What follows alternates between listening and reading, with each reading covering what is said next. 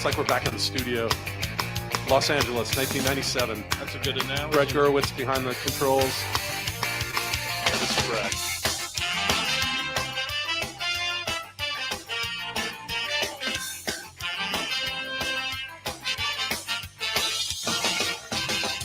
I don't need to tell the truth, but I never lie. I don't need to bow to you. You're just passing by. I never wanted to be the one you bitch and moan and come home to. But as long as you look good, I'll come back to you. Get inside my troubled mind with all of your threats. Sometimes I think I was blind. Not before we met. I never wanted to be the one that you depend on for your life. When you cry, it smells like soup. Sound like Shona Knife. Never fear about I said all night. I gotta ride. Each time I said all night. No, I just might. You make me stay all night. It's just that side of you tonight that makes me stay all night. I'm gonna stay all night. You're an evil little girl. I'm a twisted man, tearing through your perfect world. Make you understand. I never wanted to be the one you bitch and moan and come home to. But as long as you look good, I'll come back to you and do the things you do. Stay all night. I gotta ride. Each time I stay all night. No, I just might. You make me stay all night. It's just that side of you tonight that makes me stay all night. I'm gonna stay all. I would never treat you bad. You deserve the best from me. If you want to keep your place, you better get down on yours. Yeah, Todd wrote this one. Yeah. You think? This is not mine.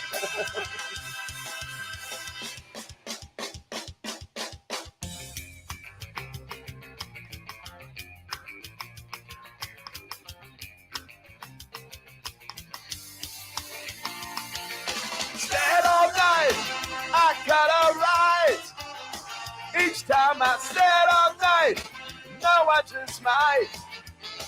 You make me stay all night. It's just that side of you tonight that makes me stay all night. I'm gonna stay all night. R.I.P. Todd.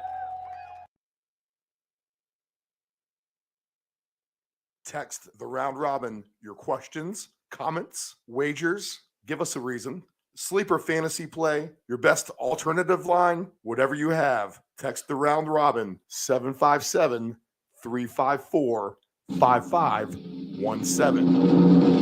Oh, say, can you see by the dawn's early light what so proudly we hailed at the twilight's last gleaming, whose cross stripes and bright stars through the perilous fight o'er the ramparts we watched were so gallantly streaming, and the rocket's red glare, the bombs bursting in air, gave proof through the night that our flag was still there. Oh, take us that star-spangled banner yet wave, for the land of the brave and the home of the brave. This is the Deep End Broadcasting Network. You are tuned in to the Round Robin with Stephen Murray on Deep End Broadcasting.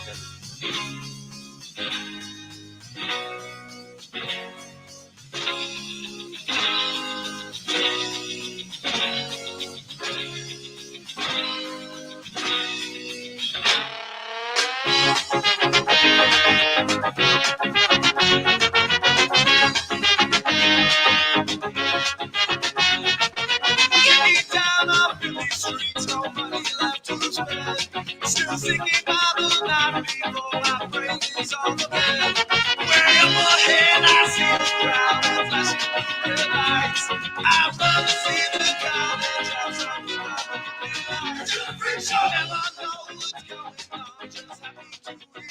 Okay, audio issues corrected. We should be official now. I had to do the little test drive. It's funny how I opened the whole show about not having any audio issues, and somehow deep inside the settings of this computer, everything, without even an update, managed to change itself.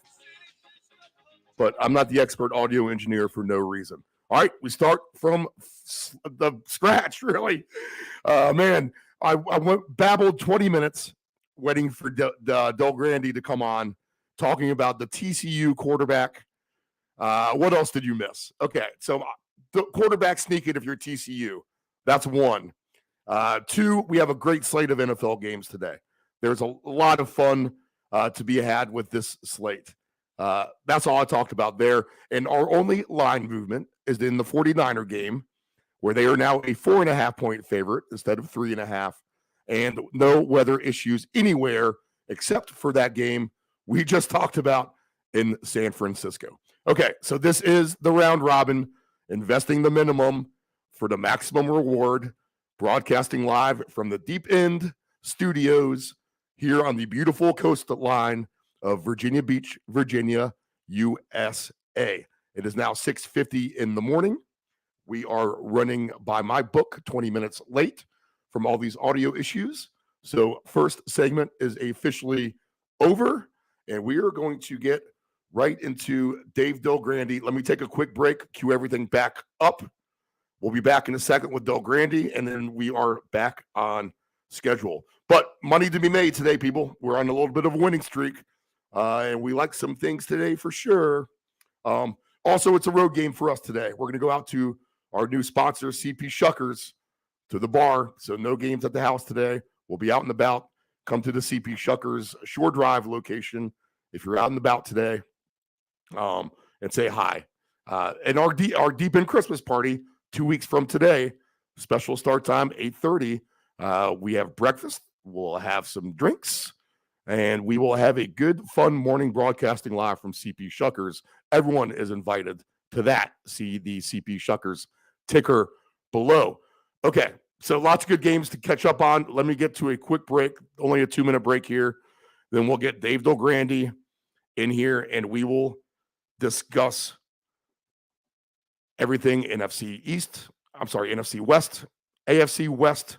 I'll pick out a few other games, see what other fantasy angles he may have for us, and we go from there. Survivor pick, you still might be alive. If you've been picking the last 5 or 6 weeks, chances are you're still alive. We haven't had too many crazy upsets Survivor pool style. So as that slate thins, we'll try to find you a pick there as well. Dave Del Grande coming up. Appreciate your patience with the audio.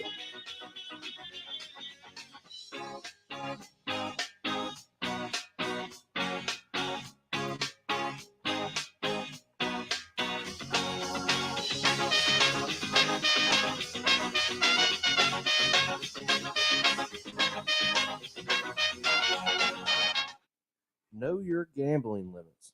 Don't ever bet what you can't cover.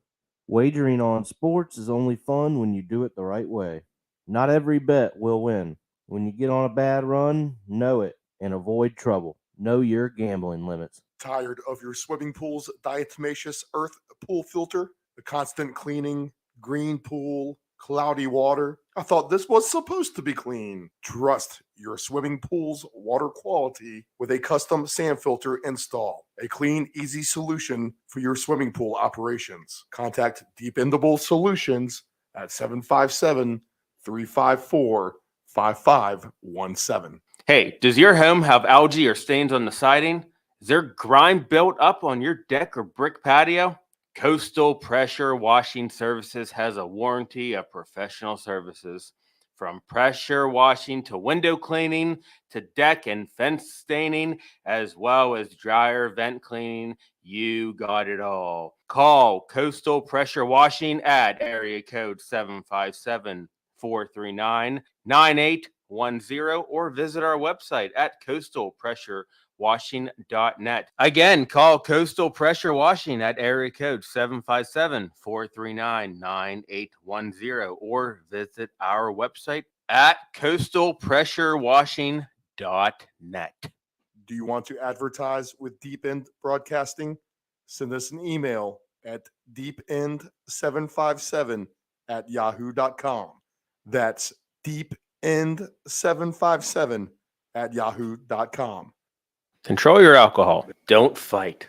Don't drink and drive. Your one punch could kill someone. It happens. If you're behind the wheel, you may think you are fine, but then the other driver is under the influence of texting, and then you are done. Control your alcohol.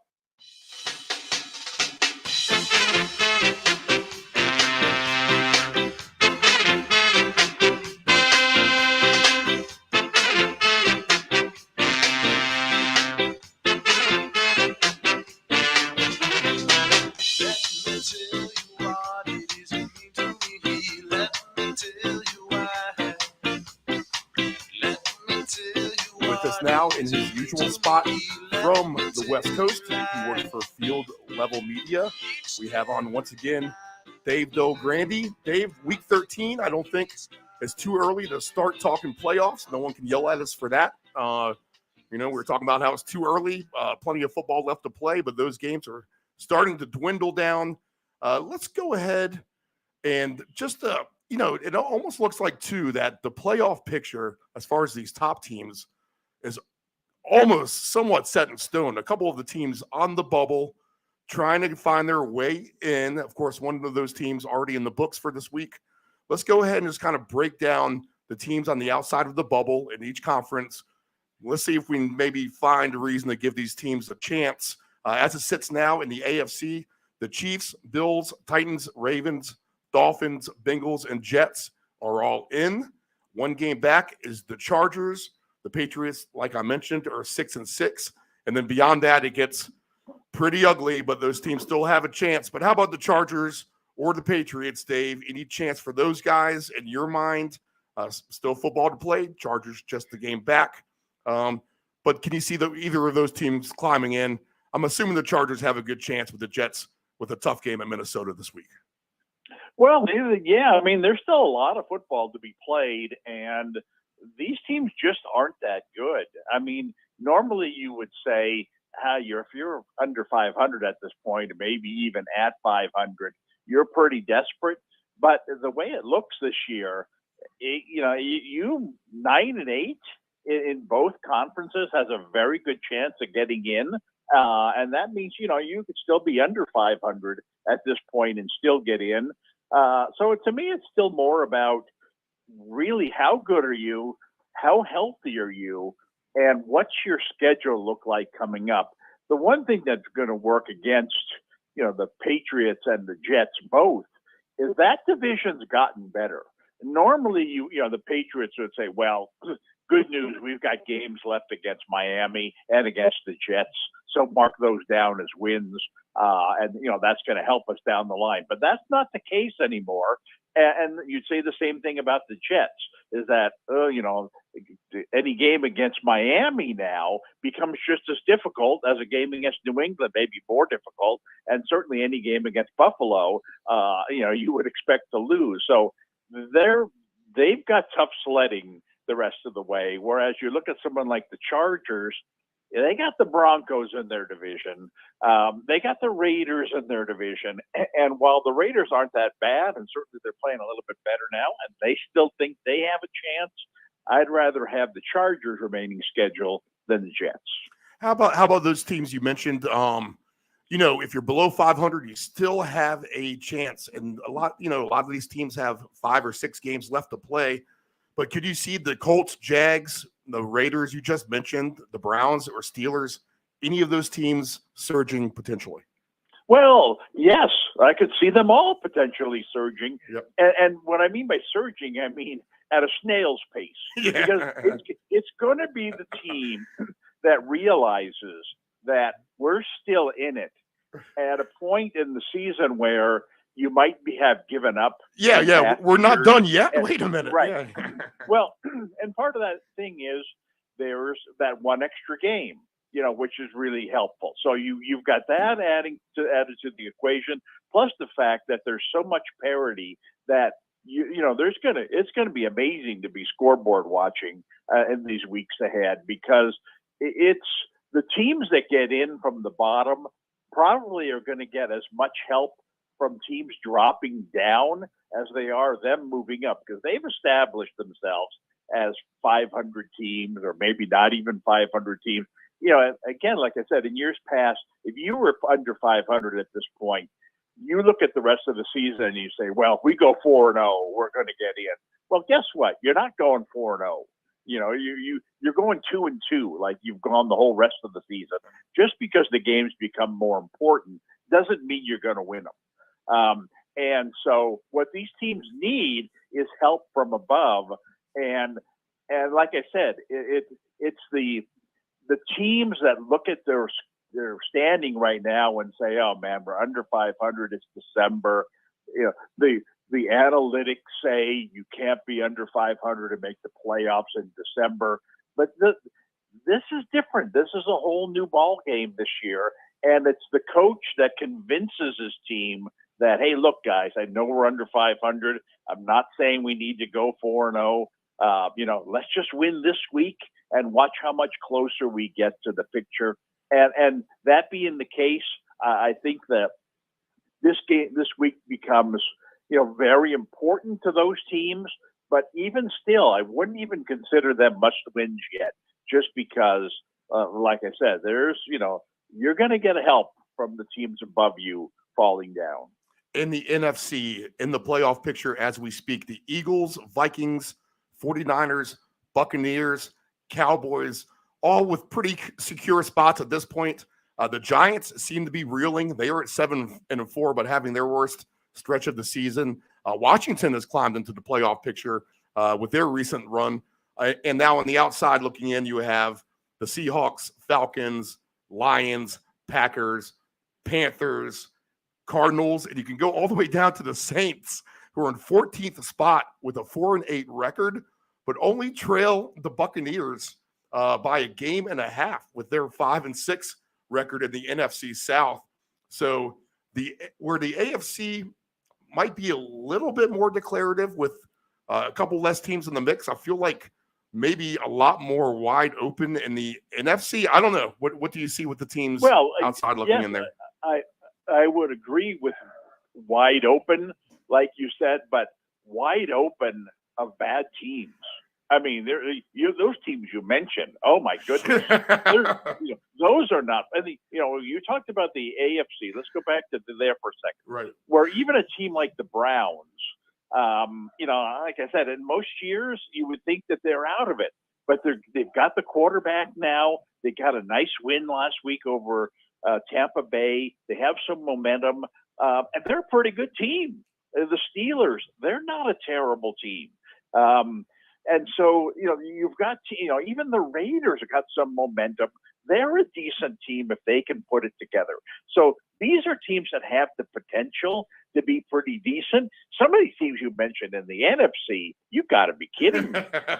I mean, and it starts with the Packers and the Rams. I mean, these are two teams that you would have penciled in at the beginning of the season. Well, we're not even going to be talking about them first weekend of December because they're going to have clinched a playoff spot by then. But they're not going anywhere this year. And that opens two spots for some pretty bad teams.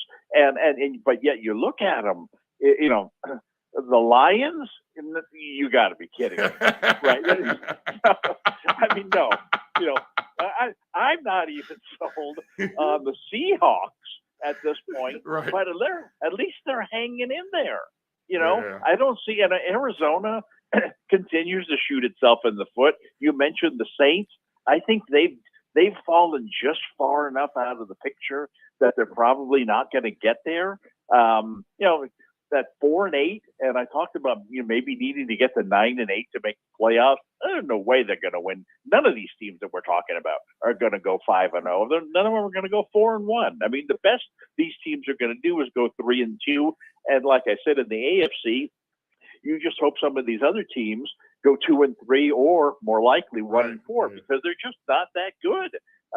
I think the Giants, the Washington to me is kind of similar to the type of teams that I was mentioning in the AFC, kind of like the Raiders.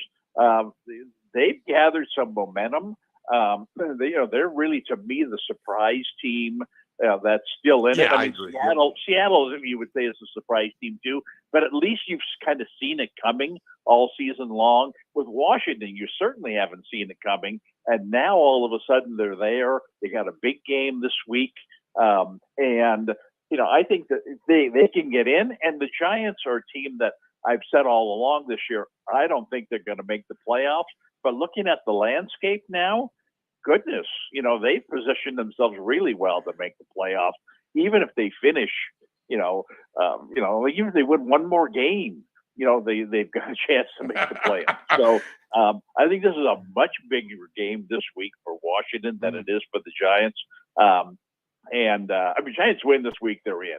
And if Washington wins this week, and then, I still think the Giants are going to make it, but I think now Washington puts themselves back in the picture. But like I've talked about in the AFC, that NFC East, you look at the teams and you say, well, Washington's hot and Giants are pretty good, but you're in the same division with the Cowboys and the Eagles. So that division, kind of like the AFC East, has gotten better. And you're not going to go on a roll where you beat all of these teams. And so that's going to be tough. That's what the hardest part about Washington getting in is that I don't care who Washington plays. It's no sure thing that they're going to win. And that's the troubling part, is that you'd like to be in a division where, you're in with a team or two that's already given up, and you would say, okay, we can count on this win for sure, and maybe this win for sure. Now we just need one more big win and we get in. That just doesn't exist in the NFC East this year. Yeah, and so I think the moral of the story of this segment would be, basically, whoever doesn't want to lose last will end up winning and finding themselves into the playoffs. Probably. Well, kind of like I said, I think, we as fans tend to follow history, and teams that seemingly really need a win on the first weekend of December and don't get that win, it's like, okay, let's start making our vacation plans for January. But that's just not going to be the case this year. And it's good. Like I said, it's going to be the team that, or more appropriately, going to be the coach who convinces his guys, hey, guys, I know it looks bad, but guess what? We're still in this. Look at the teams ahead of us. They aren't any better than we are. They're going to lose, and they're going to keep losing. We just need to have a good mentality and go out next week and win, because that's kind of what it's going to take. You win one game, and now you look and you say, well, you kind of mentioned the Saints, and I think they're too far out of it, but I'm going to use them as an example, as someone who's 4-8. Okay, and so they win this week and get to 5-8. And like, guys, last week we were 14th. Well, now we're 12th, and now we go out next week. You know what? We win next week, we'll be 10th. Well, there'll be a half a game out of the division. Yeah, right. At that point, and so, but it's this is why winning one game at a time, it's a cliche, but in this particular season, the standings are going to help perpetuate that, because you're going to see each win that you get is more important than the traditional just one win, because it's going to be coupled with a loss with 4 or 5 of the teams ahead of you. And so they'll be dropping down to your level or below your level, and you get rewarded more for that one win. And you've just got to go out and trust that these other teams are going to come back to the pack, because you know what, they will. Okay, week 13 games, no shortage of storylines here. Let's go, besides our usual suspects, let's go and talk about a couple of the random games here. I think this is a game you like. Jacksonville is at Detroit. Detroit is a 1-point favorite. Over under 51.5. Do you see any super fantasy implications here? Detroit's an automatic over team, and they pull everyone to the over, which means lots of fantasy numbers. Same thing this week. Oh, no doubt about it. And you know, half the reason here is Jacksonville. Jacksonville's got a nice thing going offensively. Jacksonville last week against Baltimore, very impressive. Yeah, fun effort. game. That was a good. We watched that. Right, That was a good game. Right, in a game where they were losing quite a bit, but they hung in there. They've got. I mean, I think finally we're all starting to see that this Trevor Lawrence guy that we saw in college, who looked like, wow, he's the next great thing. I'm not sure he's that yet in the NFL, but he's certainly a lot closer to that than he was 6 weeks ago, or certainly last season. He's really established himself as definitely a top 10 NFL quarterback. You know, they've got some nice pieces around him. Zay Jones, oh my goodness. Over the last 3 weeks, he's gone from a guy who was targeted 5 times to targeted 10 times. So last week targeted 15 or 16 times. And again, against Baltimore, and had a monster game. And now he goes up against the Lions this week. Now, unfortunately, he got a chest injury on last week's game and hasn't been practicing much this week, or limited, I think they say. So he'd be someone, if he were on my fantasy team, be someone, I'd be a little cautious of on Sunday morning. But if he gets a green light in this game, he's really got a green light, because this is there's going to be a ton of points scored in this game, and you can't go wrong unless you're playing one of the defenses, in fantasy with either of these teams this week. I didn't mention this game to you when we were off the air, but let me throw this one at you too. Interesting interconference matchup. Jets at the Vikings. Jets seem to have found a little bit of offense with the quarterback, Mike White. The Vikings seem like they have nothing but offense and that they lack some defense. Could you see a lot of points in this game with your boy Robert Saleh in Minnesota this week? I have a tough time seeing that. I haven't bought in on White yet as a great quarterback, and two reasons for that, having nothing to do with White necessarily. Number one is, like you said, Saleh is a defensive-minded coach. Come December, he wants to win low-scoring games. He's not, he's not Dan Campbell. He's not going to be out there thinking, well, we better score 34 because I know we're giving up 31 this week. He's someone who's, if he had his way, he'd be more conservative. They'd run the ball more.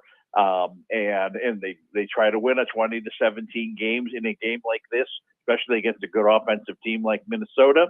And so that's one reason that I'm not, I just don't see White being one of these guys where he's going to throw 35 times this week against a bad defense. The Jets are more likely to run the ball more often than pass the ball against a bad defense. And secondly, I'm not sold with the Jets, the skill position talent around the quarterback. And that's one of the reasons that I'm higher on Trevor Lawrence, than I've been in the past, is that, they now have 3 or 4 legitimate weapons that he can go to.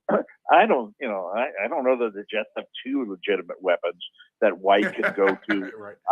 And this is a big game for Minnesota, so they're not going to a spot where it's going to be a pushover. I don't know.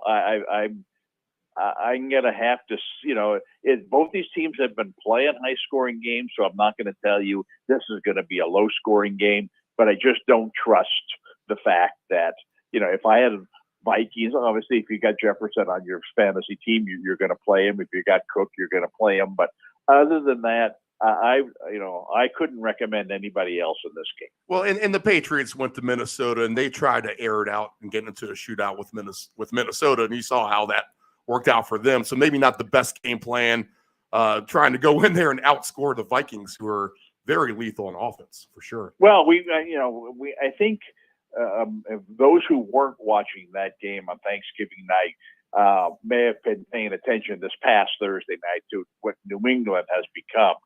Man, that's a bad team. A bad team, yes. 100%. And don't get me started. And so they're a team that should be, taking a more of a defensive mindset in these games, because they're not going to win a shootout against anybody. Statistically, this is the worst Patriots offense since Drew Bledsoe's rookie season in the early 90s. Well, I hate to beat the same drum as everybody else, but are you kidding? Yeah, exactly. That's Belichick's puppet. His defensive coordinator is calling the offensive plays. Mac Jones would be better off calling them. Oh my good! That's just terrible. Okay, let's move on from the horrible Patriots. Dave, this game reminds me of, maybe you're the big bully on the block. You think you have everything under control. Then here comes the other big bully strutting down the street, and he beats you up. We got the Eagles hosting the Titans. Eagles are -4.5, over under 44.5. Derrick Henry and company coming into the link. What do you see of this game? Well, I've not been, super high on the Eagles, in many of our conversations lately, but I think this is a really good spot for them. Tennessee is it's a team that needs to be at home. It needs to be in their element, slow the game down, run the ball, to, milk the clock. And you go on the road in a game like this against, arguably the best offensive team in football, and you get behind, you can't play your style anymore. This is a recipe for disaster. I mean, I think Philadelphia is going to win this game very easily. I think they're the better team here. I think they're their offense is the best unit on the field. And they haven't had what I would call a signature game for a while, and maybe that's an indication that they're out of gas or whatever, but I don't think so. I think they've had some tough matchups, some kind of predictably, awkward spots for them. I think if this game were at Tennessee, I wouldn't feel the same way. I still think Philly would win, but this game's at Philadelphia, and it's in their element. It's on their turf. It's full speed ahead. And so I don't see Tennessee slowing them down. And that being the case, I don't see Tennessee keeping up with them either. So I'm all in this game on Philadelphia. Okay, the Denver Broncos are a complete wreck. We saw all of the defensive players yelling at Russell Wilson on the sideline. They're going to have a lot of changes, maybe in upper management there with the new owners. We'll just see how all that plays out. But the Ravens are 9.5-point favorites at home against the Broncos. Over under 39.5. The Broncos are an automatic under for sure. The Ravens, they've blown several leads this year in which they've turned into losses. Is this a walkover for Baltimore, or can Denver somehow right the ship? Well, you mentioned the Denver defense. The outcome of this game is going to depend upon the Denver defense and how interested are they in playing 60 more minutes when your offense is not going to give you any help. And so far this year, I mean, to their credit, they, that hasn't really bothered them until maybe last week, when they started barking at each other. That to me is the biggest concern. Is that an indication that, the defense has had enough? And especially when the coach this week comes out and says, no, we're not making a quarterback change. And so, not that the quarterback change would help, mind you, but it just at least would have given a signal to the defense that, all right, I hear you. we're going to try to beef up the offense, and just go out there and do your thing, and maybe our offense will perk up a little bit with a new quarterback. Like I said, that's not their problem. I mean, the quarterback Wilson is not what he used to be. And we've talked about this before, but to me, the way bigger issue is they've lost all their skill players. I mean, they picked up Latavius Murray off the scrap heap, and all of a sudden he's carrying the ball 15 times for them. They lost Judy, they lost Hamler. Of course, they traded away Noah Fant. Now even Sutton is sick. I think there's a good chance they don't score this week. The farther the game goes along where they're not doing anything offensively, the more likely it is that the defense just cashes it in. So I think Baltimore, you would think one of the top plays in fantasy this week would be the Baltimore defense. But I think Baltimore is going to basically name the score here this week. And when that's the case, you want to look at the running backs, because there's no reason for Baltimore to throw the ball in this game. So they're going to, they'll run the ball as much as they can.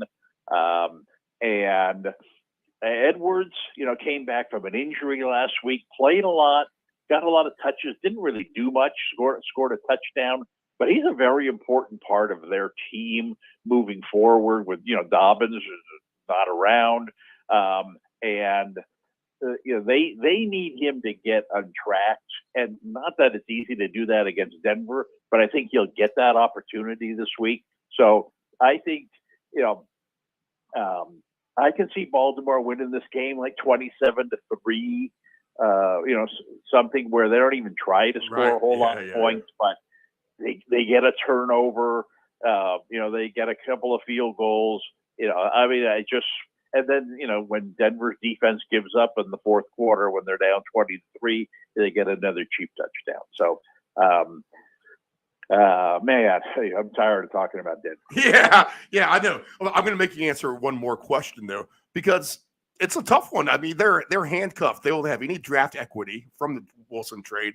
The contract's ridiculous. The coach, I mean, he's going to – what do you do if you're the owner? What do you do in the offseason? Do you just blow it all up, get rid of everyone, go in with that terrible cap, or do you try to maybe get a new head coach and work it out with Wilson that way for a year and then cut your losses? What would you do if you were the owner? Well, it depends upon what you think of the coach. If I were the owner of the team and I was sold that this coach, really has a future as a head coach, then you need to change quarterbacks. They might have come to the conclusion that this guy just is not a real NFL head coach. There may be better options on the market, in which case you go out there and get a new coach, because their skill position players on offense are decent when they're all healthy. I mean, you put Sutton and Judy and Hamler together as a three wide receiver set. You've got Dulcich now, who's come on as a tight end and done okay. You've got two decent running backs. Well, certainly Williams when he's healthy, and Gordon. If he is going to play again. So I mean, you have an adequate offensive line, and so you have some pieces there to be decent on offense, and that's all you need to be given their defense. Problem is that Wilson's skill set does not match the coach's philosophy. Wilson needs to be a guy who scrambles around. We kind of saw this last night in the USC Utah game. They kept the USC quarterback in the pocket, and he's limited once that happens. Of course, he got injured during the game too, which kept him in the pocket. And it just changed everything that they did, as opposed to letting him, get out of the pocket, run around, kind of like Mahomes, and throw these crazy passes down the field to a very talented and certainly speedy group of receivers. That's what Wilson needs to do. He needs unscripted plays, and the Denver coach is a scripter, and it's just a bad mix. Wilson is not going to be Jimmy Garoppolo or Tom Brady, overnight, or even Aaron Rodgers, who the coach who coached before. He doesn't play that way. He's 5'7", whatever he is. He can't see over the lineman. He can't throw the 8-yard in routes because he throws it right into the helmet of the defensive tackle. So they either need to, be more creative with who their coach is if they're going to stick with Wilson, or, decide, what, we're going to stick with the coach and his philosophy, and thus we need to go out and get ourselves, a new quarterback, whether that's in the draft. And there's a lot of quarterbacks available in the draft this year. So Denver, even without having their top pick, it's possible they could get somebody that they like, play one more year, maybe with Wilson.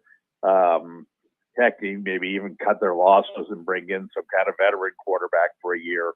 Heck, Garoppolo would probably be available next year, right?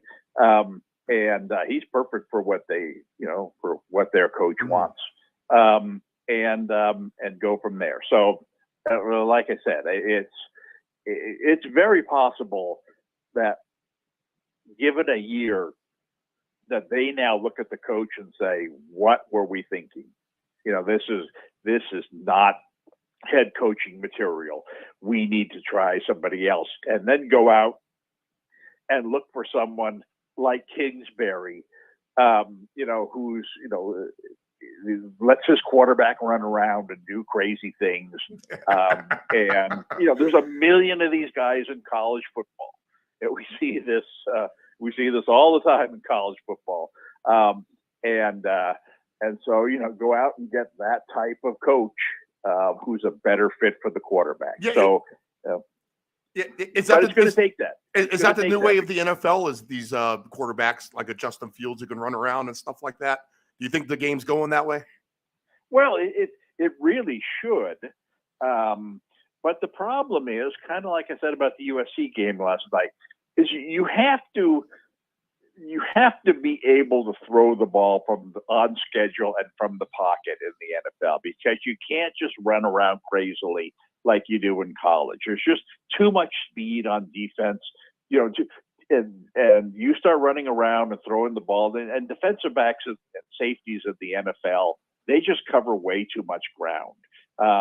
And there's a very few guys like Mahomes who get away with, throwing the goofy, no look, cross the middle pass. 29 other quarterbacks throw that ball and it's intercepted. Yes. And so, it all starts with you have to have a guy who's able to throw the ball from in the pocket. But if he can do that, then all of a sudden now it's the unscripted plays where it's nice to have that kind of guy. So instead of getting sacked or having to throw the ball away or whatever, Justin Fields, he escapes. Now you're worried that he's going to run the ball, so you leave a guy wide open down the field. Next time you cover the guy down the field, you let Fields run for 20 yards. That is such an advantage. It's a killer on defense when you've got 3rd and 8 and you got everybody covered, and next thing you see the quarterback escaping and running for 9 yards. It's like, oh my God, we did everything to stop him, and the guy still kills us with his feet. So that is a huge. We've even seen the 49ers, obviously, attempt to go in that direction, even though they had a pretty decent quarterback going in. Shanahan decided, what, Trey Lance is the future of this league, and let's make the switch to him. Now, obviously, it didn't work out in their case. Well, because of an injury, who knows if it's going to ever work out. But I think you'll see, because in college football there are so many of these guys that it's going to be much easier to acquire them and plug them into a system where you get these free 3, 4 free first downs every week just because your quarterback is mobile, as opposed to the, Tom Brady era quarterback. All right. The benefactor of Denver's lack of draft equity will be the Seattle Seahawks. They're going to get a top 5 pick. They are 7-point favorites on the road at the Los Angeles Rams. I'll promise you it gets better, Dave, with the games coming up. Over under 40.5. Is this a trap game for Seattle? A little bit of a gritty performance by the Rams on the road in Kansas City, but maybe that tells you. I think Kansas City kind of did what we said to, just do enough to get by and let's get through the week as well. I don't know. Is this a trap game for this Seahawks? First off, trap game infers that a team is overconfident, and I find it very hard to believe that a team of Seattle's talent level is going to be overconfident against anybody. Right. In fact, looking at the number that you mentioned, there is no way in the world that they should be expected to beat any team anywhere by a touchdown. Right. I don't care how bad they are. And so I think people are selling the Rams way short. I mean, unless they've just completely given up. Now, granted, they do have serious injuries on top of everything else, but I just don't see Seattle being the type of team that's just going to go down there and overpower them. I mean,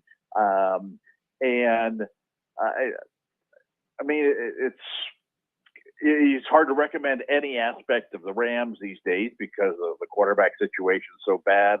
The receiver situation is so bad.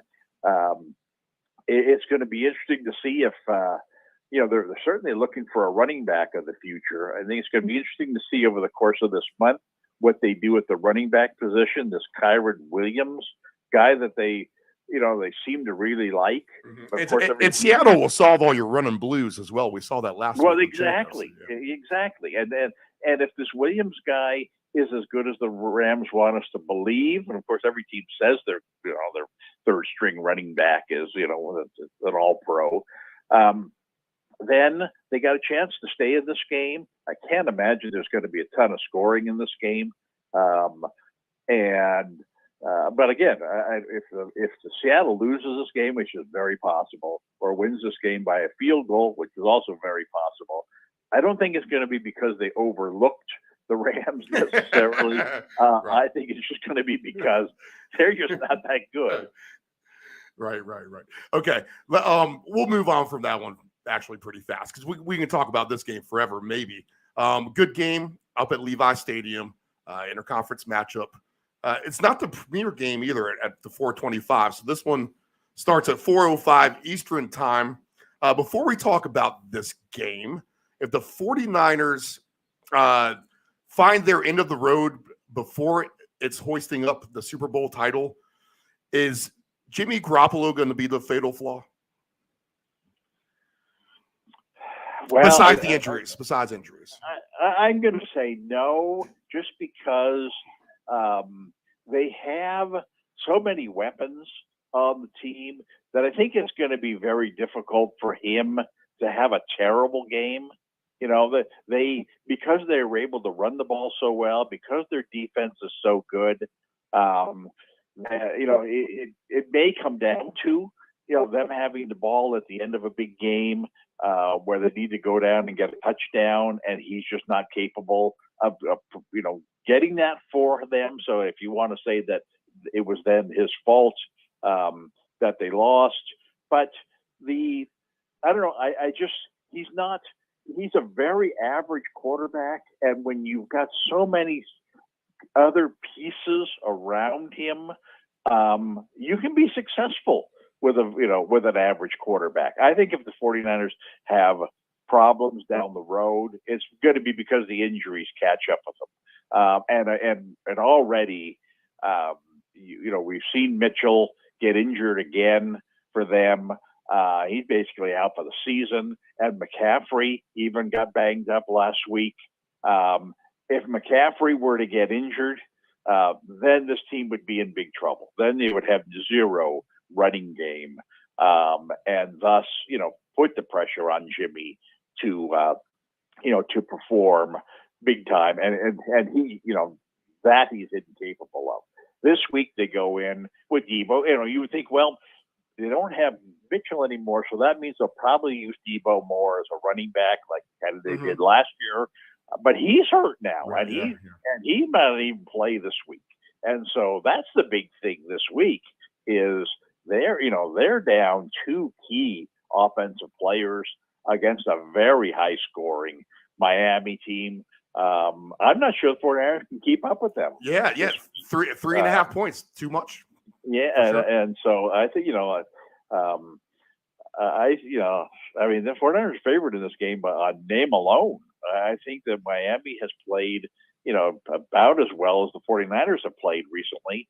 And the 49ers, like I said, you can't just take, your star wide out and, key backup running back and throw them out of the picture. Plus the fact, as I mentioned, if McCaffrey runs around the end the first time and all of a sudden his hamstring or knee or whatever, flares up on him, and they have to take him out, the game is lost. And so, anyway, to answer your question, no, I don't think Jimmy is going to be the reason that they don't win it all this year, if in fact they don't win it all. I thought you were going to ask me if the 49ers win the Super Bowl or make the Super Bowl, will Jimmy be the quarterback next year? Because that's an interesting question. Oh, yeah. That's a good one. Maybe for another day. Okay, yeah. We'll hold that for we'll tease that, as they say in the industry, until next time. So do the Niners do enough to get by and get this win against Miami? From my perspective, everyone in the national media this week kind of has the 49ers held up on a pedestal as almost like they're the media darlings now. I don't think I've really heard anyone discount all the injuries either. Like we've been talking about, and man, they just got healthy, but here we go again. Everyone's back getting hurt. The Dolphins, I mean, I can't say that they're coming in with house money, but I don't think they're really expected to win this game. This is a real bad spot for the Niners. I could see the Dolphins winning this game, but do you think the Niners do enough to get by? I can see the Dolphins winning this game. I think it's a 50-50 game. I mean, the way the Dolphins are playing offensively, they kind of remind me of the Chiefs a little bit, and not coincidentally, because, they've got Tyreek Hill, who is such an incredible weapon. And they've got a good, quarterback who turned out to be a very good quarterback. They have a second receiver who's, probably the best number 2 receiver on any team in the league, or certainly right up there. So they have the passing game ability to move the ball. Question is, can they run the ball well enough? But we've seen this before. I mean, Kansas City played San Francisco this year and kind of won that game easily. The 49ers had trouble, keeping pace with these guys in the secondary, and haven't really seen anything like that, for a long time. Mm-hmm. And so this isn't the Cardinals offense coming. Yeah. I think but even the Cardinals, I mean, I don't know. The Cardinals should be that type of team. And maybe they're starting to be now that Brown is back. I don't think Brown played against 49ers, or if he did, very little. But the Cardinals should be this kind of team. The Miami has solidified into this kind of team. They've got a more consistent quarterback now than the Cardinals have, and I don't know. They're trending in the right direction. And like I said, I mean, the 49ers have played great on defense, but last week's game, they were incredibly lucky to win that game. I mean, they get a fumble down by the goal line. They get a ball. Garoppolo's pass is batted up in the air, could have easily gone right to a Saints guy deep in 49er territory. And Juszczyk comes in and knocks it down. The Saints get a pass inside the 49er 10-yard line. The play gets called back. I mean, there were 3 or 4 plays in that game, in a game where the 49ers were doing nothing offensively, where, a decent team would have taken advantage of beating the 49ers. I thought that game last week was not a good game for them. And they play at that level against Miami. They are not going to win. Okay. 425 in Vegas. The Raiders host the Chargers. The Raiders are the favorite, -2.5, over under 49.5. This definitely has potential to have a lot of points, which means big fantasy numbers as well. I don't know. Do you see this as a shootout? I do. I can't see any other way around it. I think, with the way Jacobs has been running the ball really helps the Raiders passing game.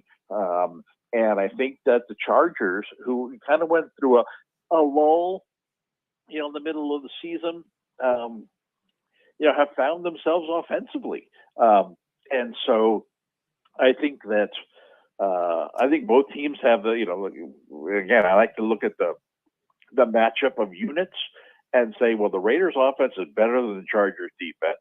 And the Chargers offense is better than the Raiders defense. So every time, the ball switches possessions, the advantage goes to the offense. And when that's the case, eventually that leads to points. And one team starts scoring, and the other team starts scoring. And I think that this is a game that, the Raiders have surprised me the way they've bounced back the last couple of weeks. We counted them out a little bit here. Yeah, for sure. and I'm still, I would still pick the Chargers to win this game, because they're, I think they're the better offensive team in this game. But it's, it could very well come down to a field goal at the end. And if it does, the Raiders have a huge advantage there. And the Chargers, that's a huge 2-point play to get that win last week in Arizona. I think maybe that changes. I don't know.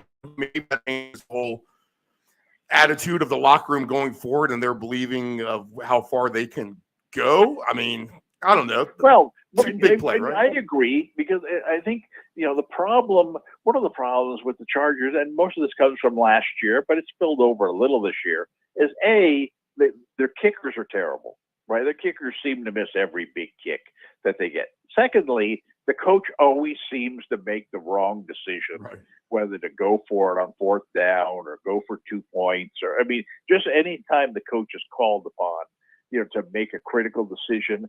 I'm not saying he's made the wrong decision. It just hasn't worked out. Finally, last week, he comes through. He decides, we're going for it, and it paid off. If they didn't get the 2-pointer there, then, once again, they might have fired him on the spot. Look, we can't afford your screw ups. This is the 15th time you've done this to us in a game we should have won. And so I think there is that kind of confidence now. I think they have more confidence in their coach to make a good decision, or maybe they realize that, he's made good decisions. We just haven't helped him out. And so I think that the Chargers right now are probably have as much momentum as they've had all season. I think they're really feeling good about themselves. I think they got to believe that they're the better team in this game. I think they're the better team in this game. And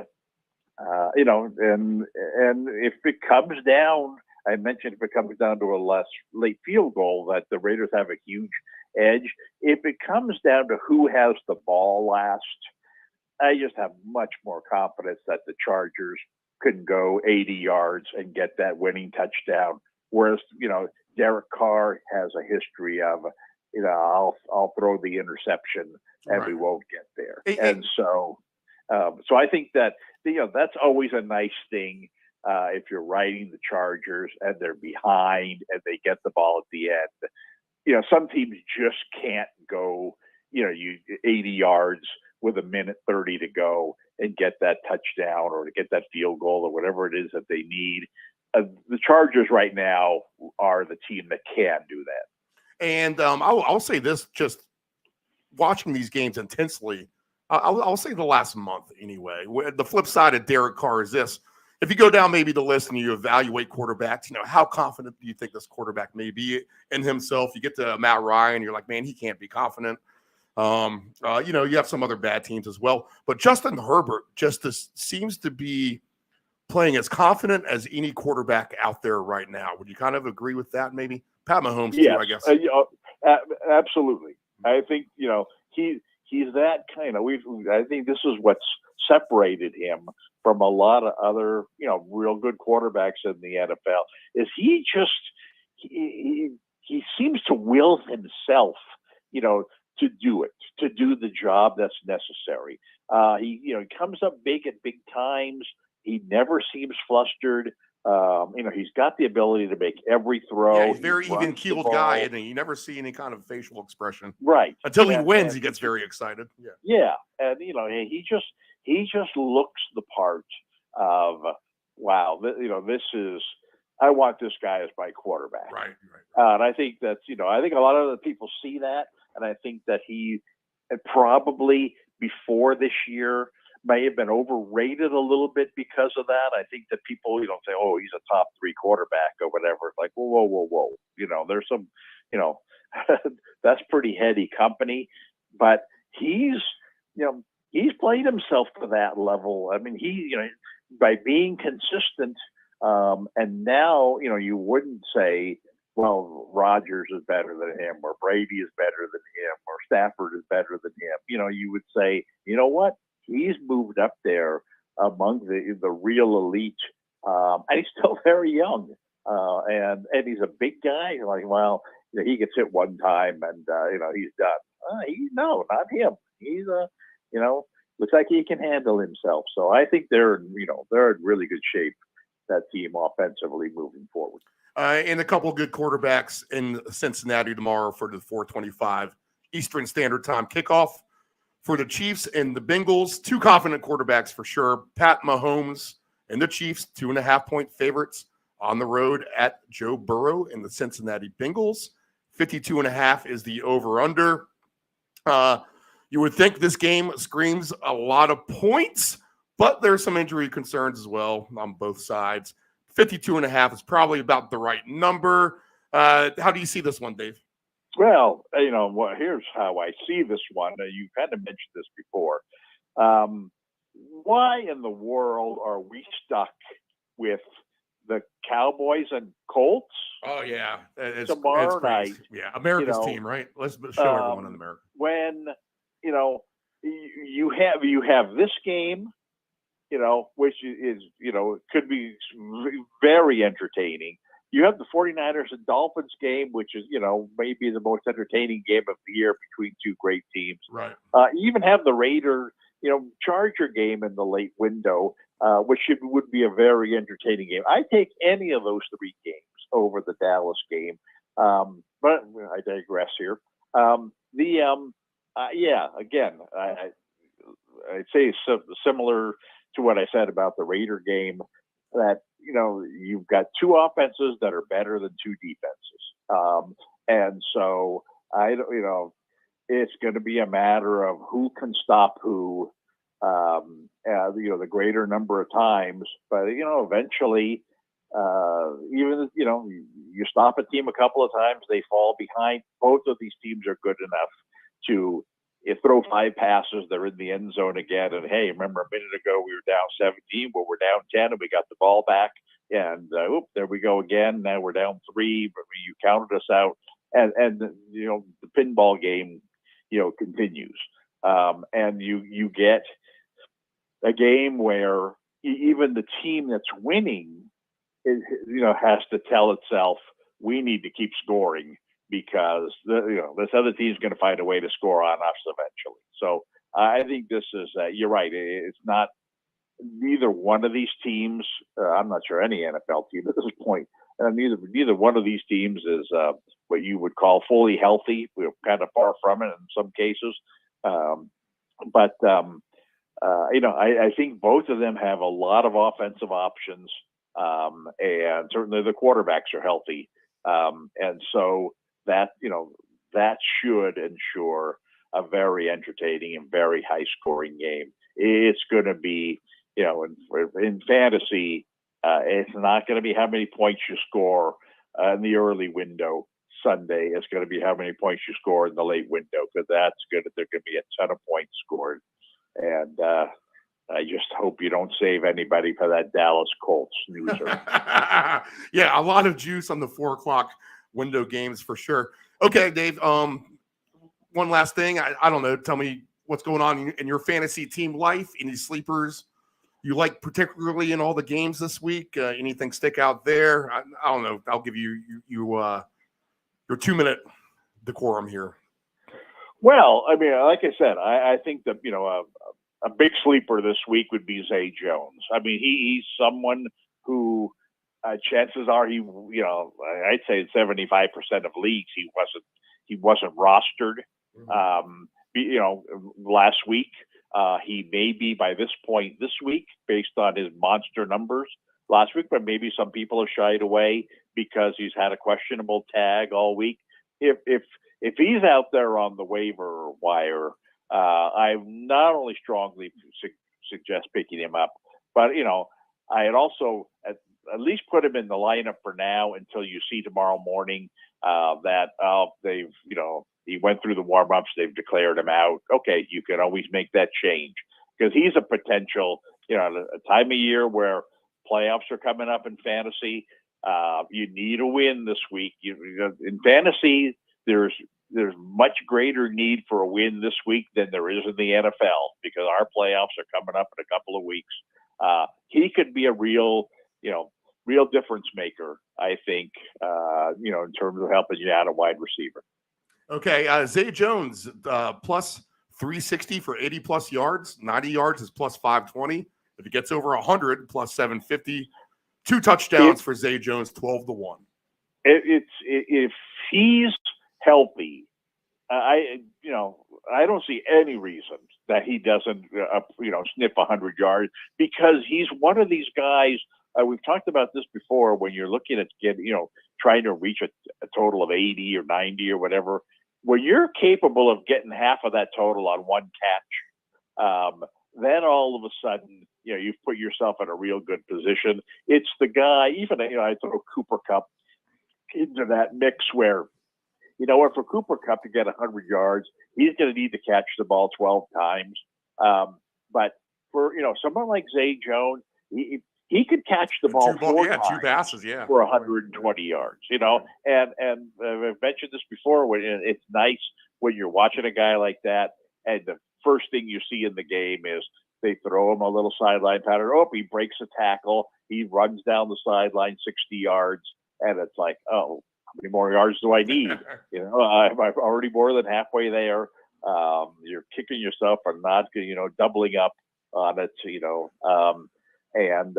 so I think that there are games tomorrow where there will be, there will be an opportunity for surprise guys to perform because of injury situations and because, like we talked about, the late window, there's going to be a ton of points scored. And so somebody's going to surprise. Somebody's going to surprise. In Kansas City, you never really know who their big guy is going to be, but somebody's going to come up big for Kansas City. Somebody's going to come up big, for the Chargers. I'd look at Palmer again. I talked about him last week. I'd look at him again this week as someone who could put up a lot of points.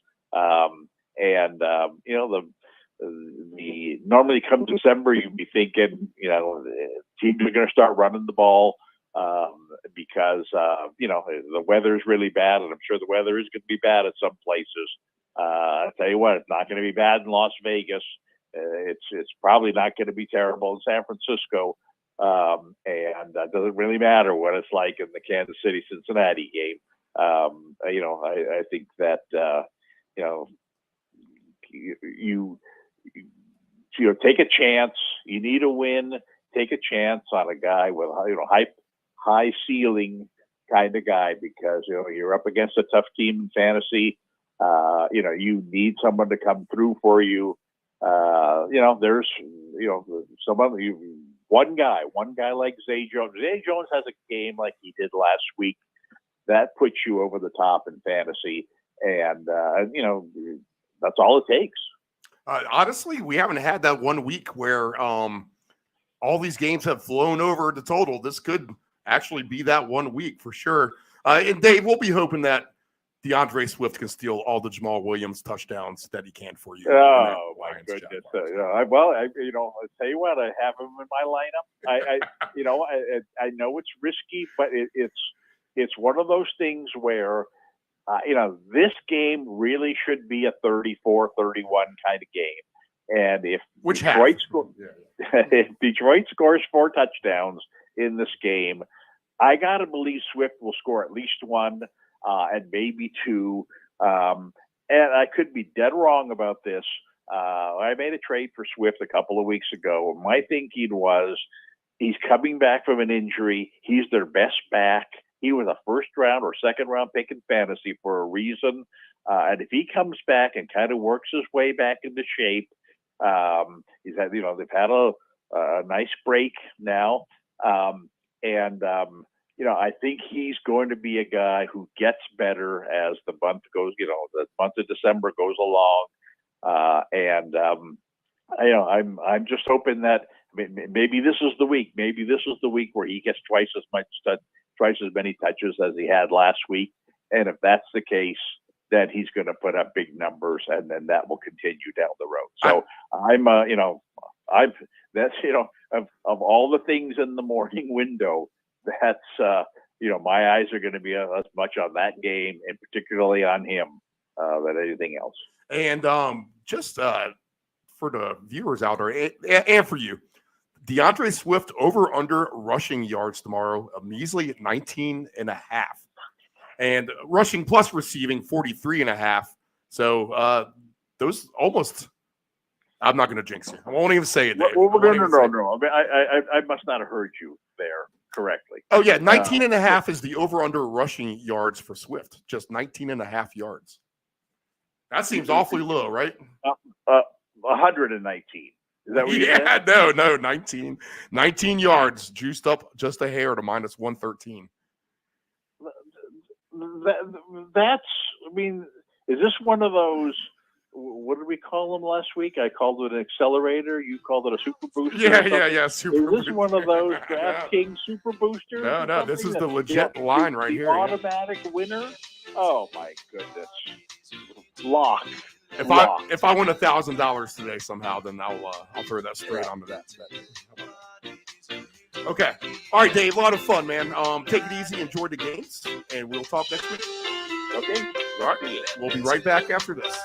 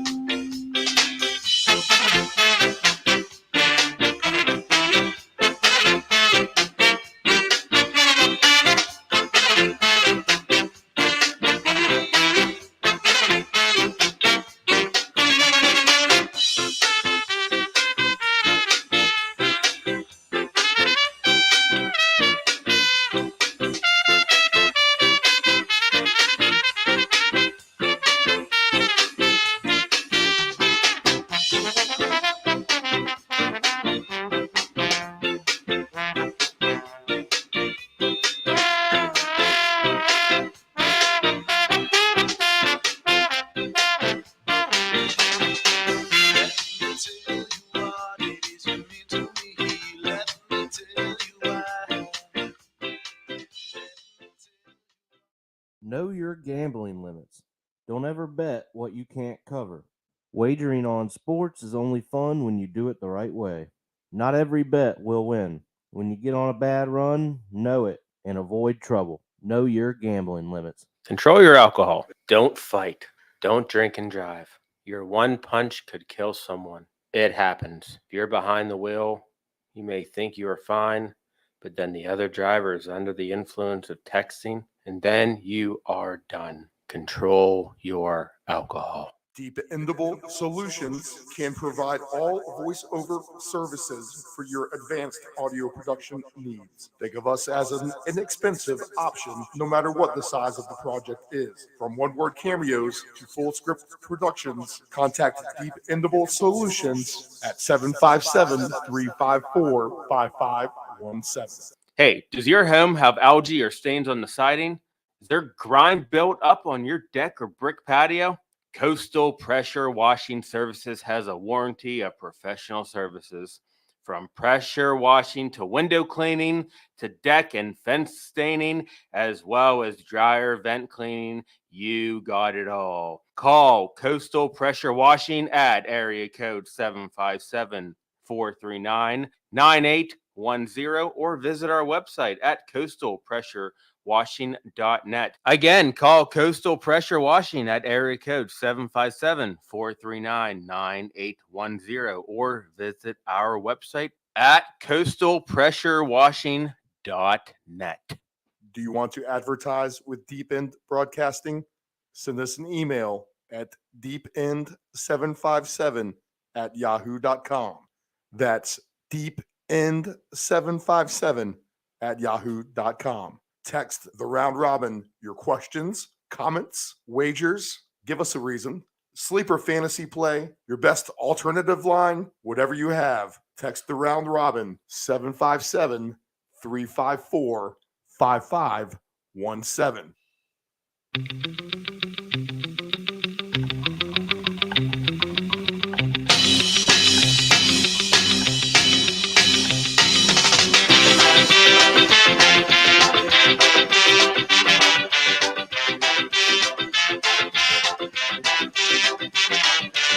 It's a place where we all go to have a view when we feel low. Drink ourselves into the steam, drown our sorrow and fuel our hate. All day beauty in tight black dress, pulls our beer, cleans our mess. That's to the name of Maggie May. When we see her, what do we say? Maggie May, bring us another beer. All right at 8 a.m. We are broadcasting live from the Deep End Studios in Virginia Beach, Virginia, the United States of America, on this beautiful Sunday morning. Wherever you are listening or tuning in, we thank you tremendously. If you had some audio issues earlier in the mid 6 o'clock hour, early 6 o'clock hour, then we apologize for that. If you're just tuning in, then me and Nephew Dave are here to hold it down, and we're going to hit this deep dive slate of all the games.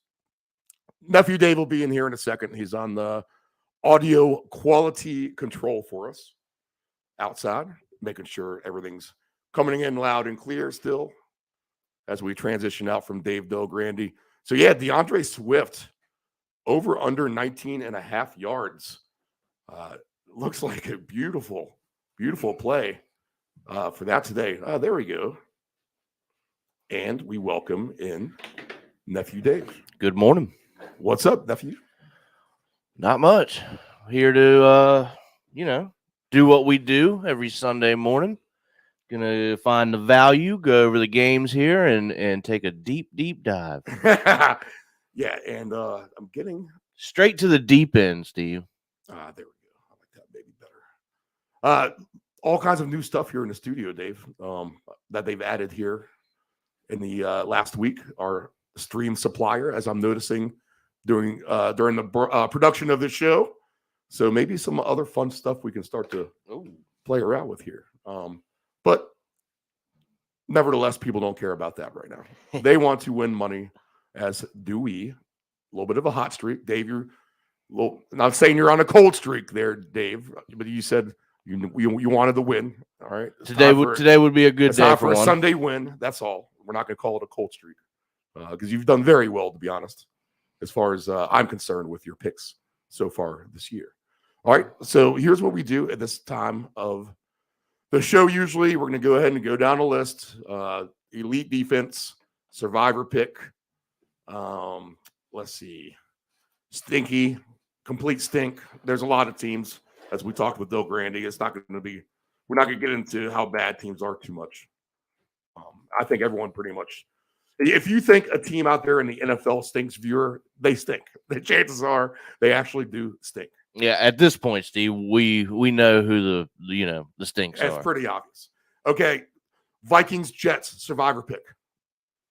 Can't do it, can you? No. That's tough. Now you got to think. You don't have many teams left. Well, you definitely don't have the Vikings, so Probably not. Maybe you have the Jets, but I don't like the Jets in that couldn't use spot. them. You definitely don't have Baltimore.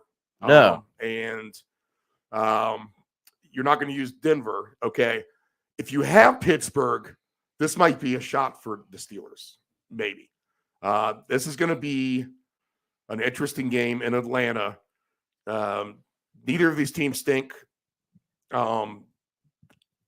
Pittsburgh, they have a good defense. They're not even ranked that high. I think when I was going through the graphics here, which I'll pop up as we go game by game, I think they're ranked like 21st in defense. So not even that great themselves.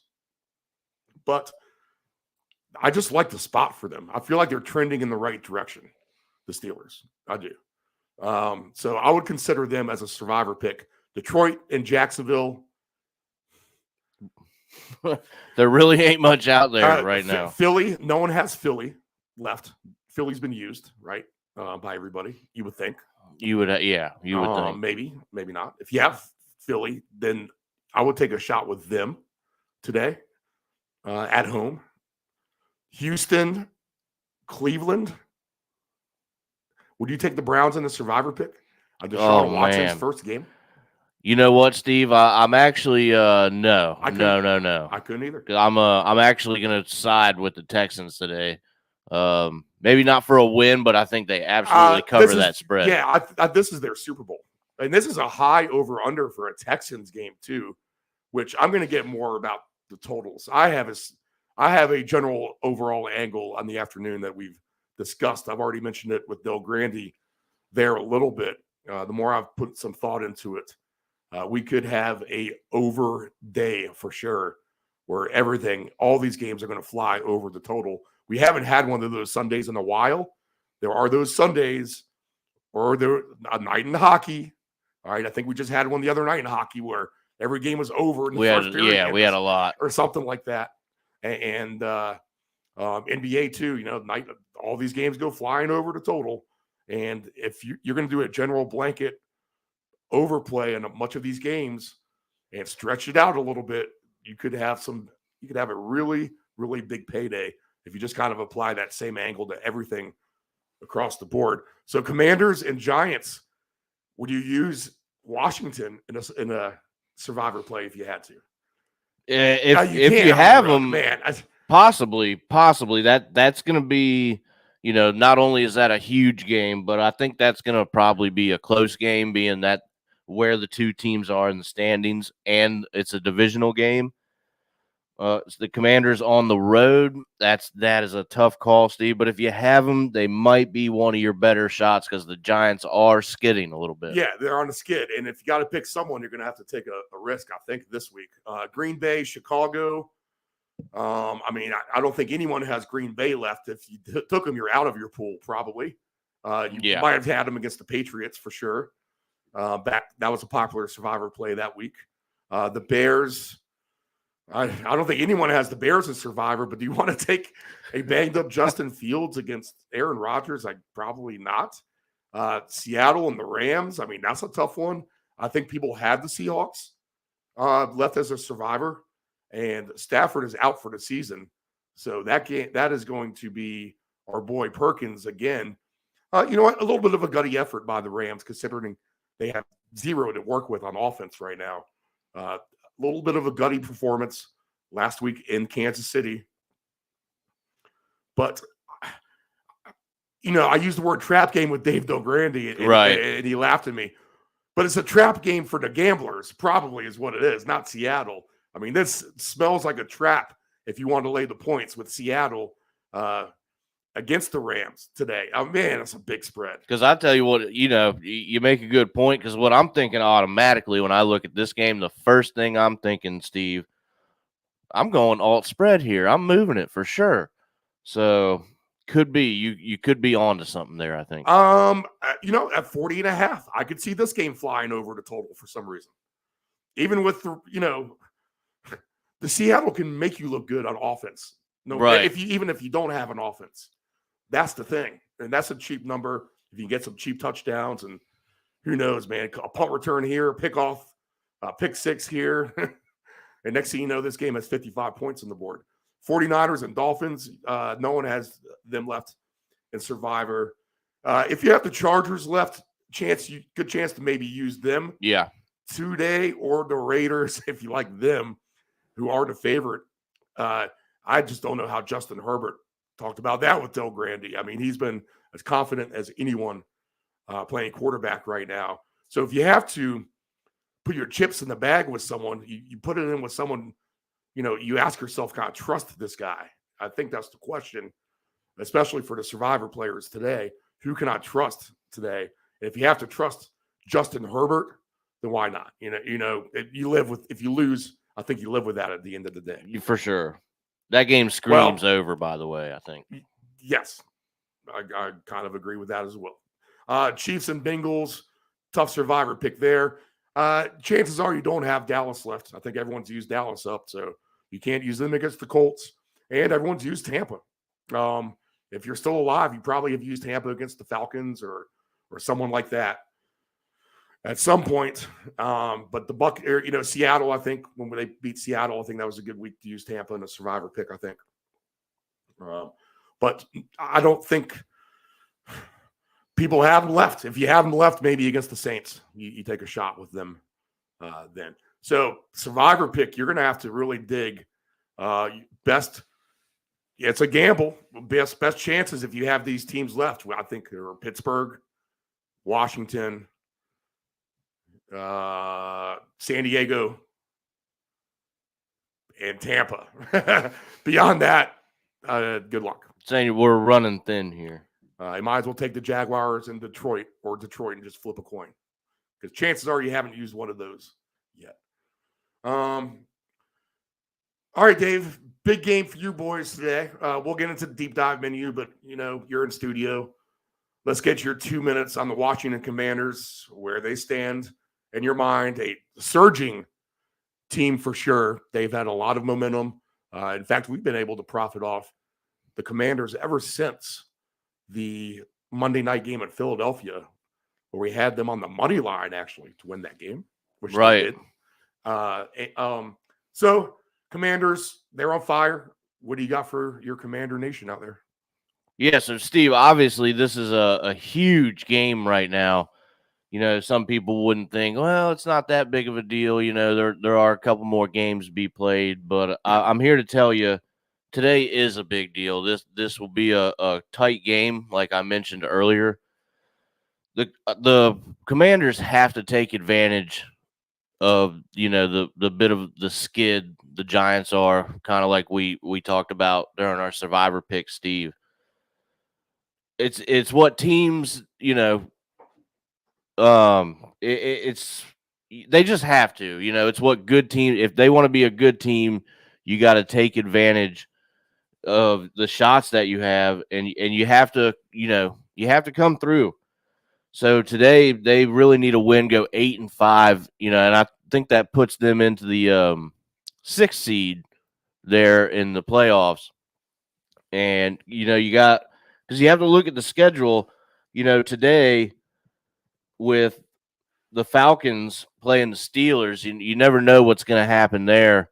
The Falcons get a win, they're right back into it. Washington loses, you're kind of letting them gain ground, and we're getting into critical games here. So the other game that worries me about that one, the reason that it's so big to win, is the Seahawks versus the Rams. That's really the team they're competing with, Steve, is the Seahawks. And they're neck and neck, so you have to win this game against the Giants, because you're gonna assume that the Seahawks are gonna go beat a banged up, struggling Rams team. So it's the reason I believe they today they have to pull this one through, and they certainly can. I mean, you got Heineke he brings the energy to the team. He does put the ball in harm's way a little bit more than I would like. But he plays with a ton of grit and confidence, and the guys love him. So you got Scary out there. He's always reliable. So there's no reason that they can't win this game, Steve. It's just a matter of going out there and doing it. And if they do it, we're looking pretty good. So big game today, Steve, and we'll see what happens. All right. So that's your survivor picks. Washington again.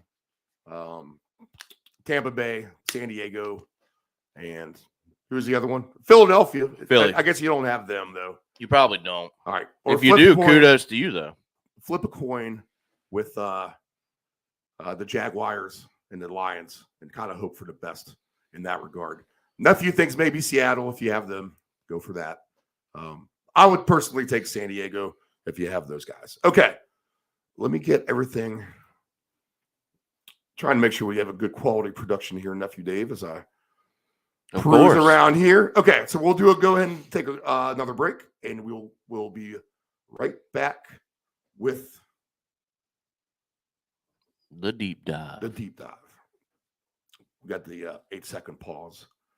We'll have to get all the odds updated here as well. Let me see if there's any quick line movement as we go to the break. As I just peruse the board. Everything's staying steady so far. No major line movement. The Niners line is up to 4.5 and 3.5. We talked about that earlier. The over-under has not moved. That's always been 45.5. But all the lines stagnant. Usually Sunday morning's crazy with line movement. Not yet. We'll be right back.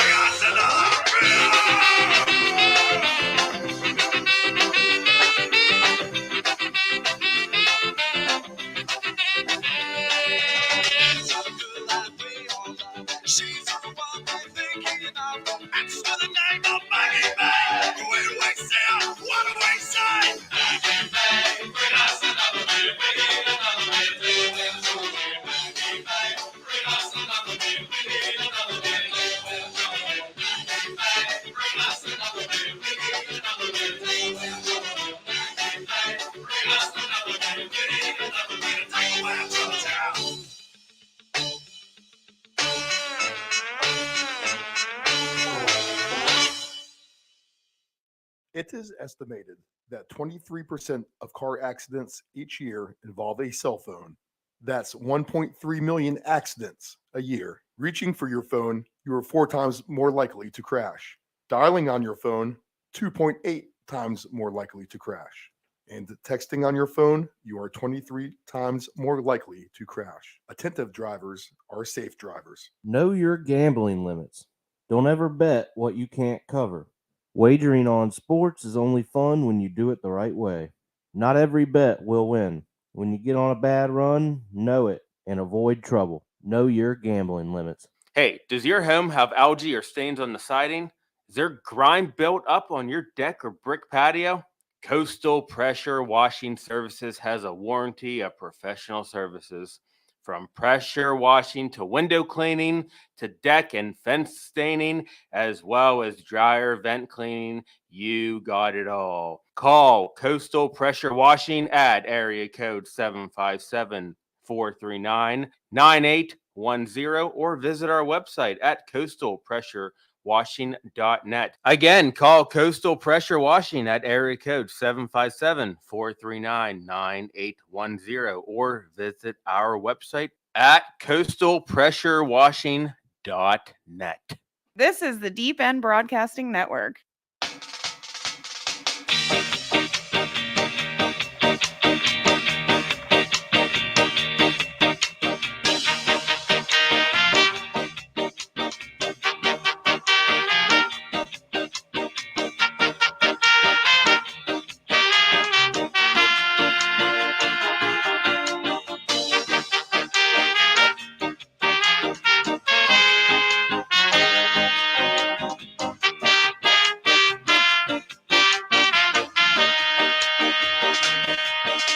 You said it was a waste of time. You said that I would change my mind. You said I'd lose my only chance to go and get out. It turns out you don't really know what you've been missing, my friend. And you might have her now. I got something better.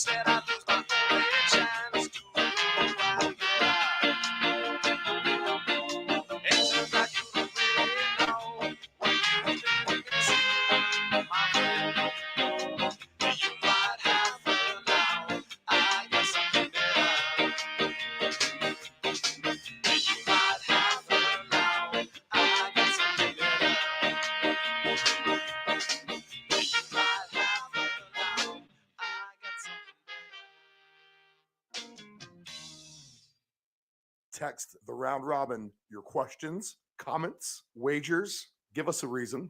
Sleeper fantasy play, your best alternative line, whatever you have. Text the round robin 757-354-5517. Control your alcohol. Don't fight.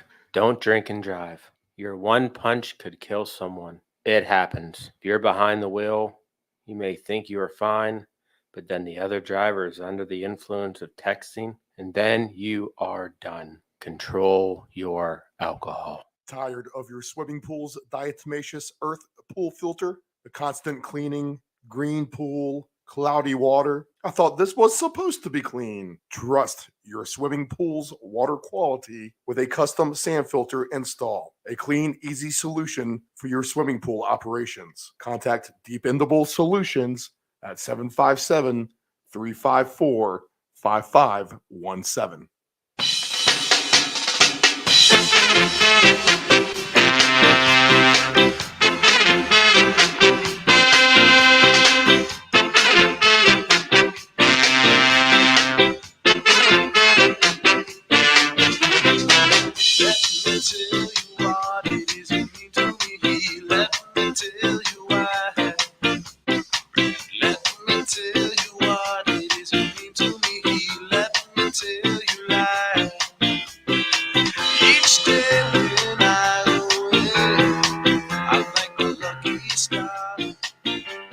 All right, we are back, 8:23 a.m. Eastern Time, Week 13 of the NFL season. Week unlucky 13 for some, not for us. We look at the opposite. We think positive. Our glass is always half full. If we lose, we don't pout. We regroup and move forward and cash. Got some people tuning in here, Dave. We got a few texts coming in. Excellent. All right, if you want to text us, 757-354-5517.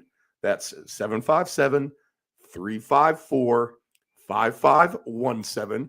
You can send us your plays, your fantasy angles, whatever. Tell us we suck. Tell us you love us. What? You know what? I've got a lot of people reaching out this week saying, you know what? We actually like this. We like this shit, man. Well, that's good. That's good. That's what we want to hear. Yeah. So people are tuning in. You get up early and tune in, or just click when you wake up. That's the beauty of that. And if you miss any part of the show, it loops right back around. So you can always get the round robin updated on your Sunday morning at your convenience. All right, what else? Twitter, if you want to go there, visit us on Twitter. If you like to tweet, at deepend757. Now, look, people, we probably have 1 million tickets. We're not going to post them all up there, but we'll throw a bone or two up there. And don't crucify us for the ones up there recently, for sure. Yeah. That have catched, just not that. Those aren't for don't take those. You just get an idea what we're rooting for the night. Okay, so I'll put it that way. Well, we have some late night plays in there too, Uncle Steve. Right. So you never know what happens with them late night plays. Man, last night, nice little hit on the Capitals over, the Carolina Hurricanes team total goals over, and the Michigan Purdue game over the total, which was a nice little 3-game hit for us going into Sunday. So we are on a free roll right now. We hope to keep it hot and really hit a real nice one today. And that's the purpose of this segment, is to go down the full menu. So the first game on the slate is this. And just bear with me for the pauses as I have to click to the lines and then back over to the graphics, because I want to make sure I keep those up to date.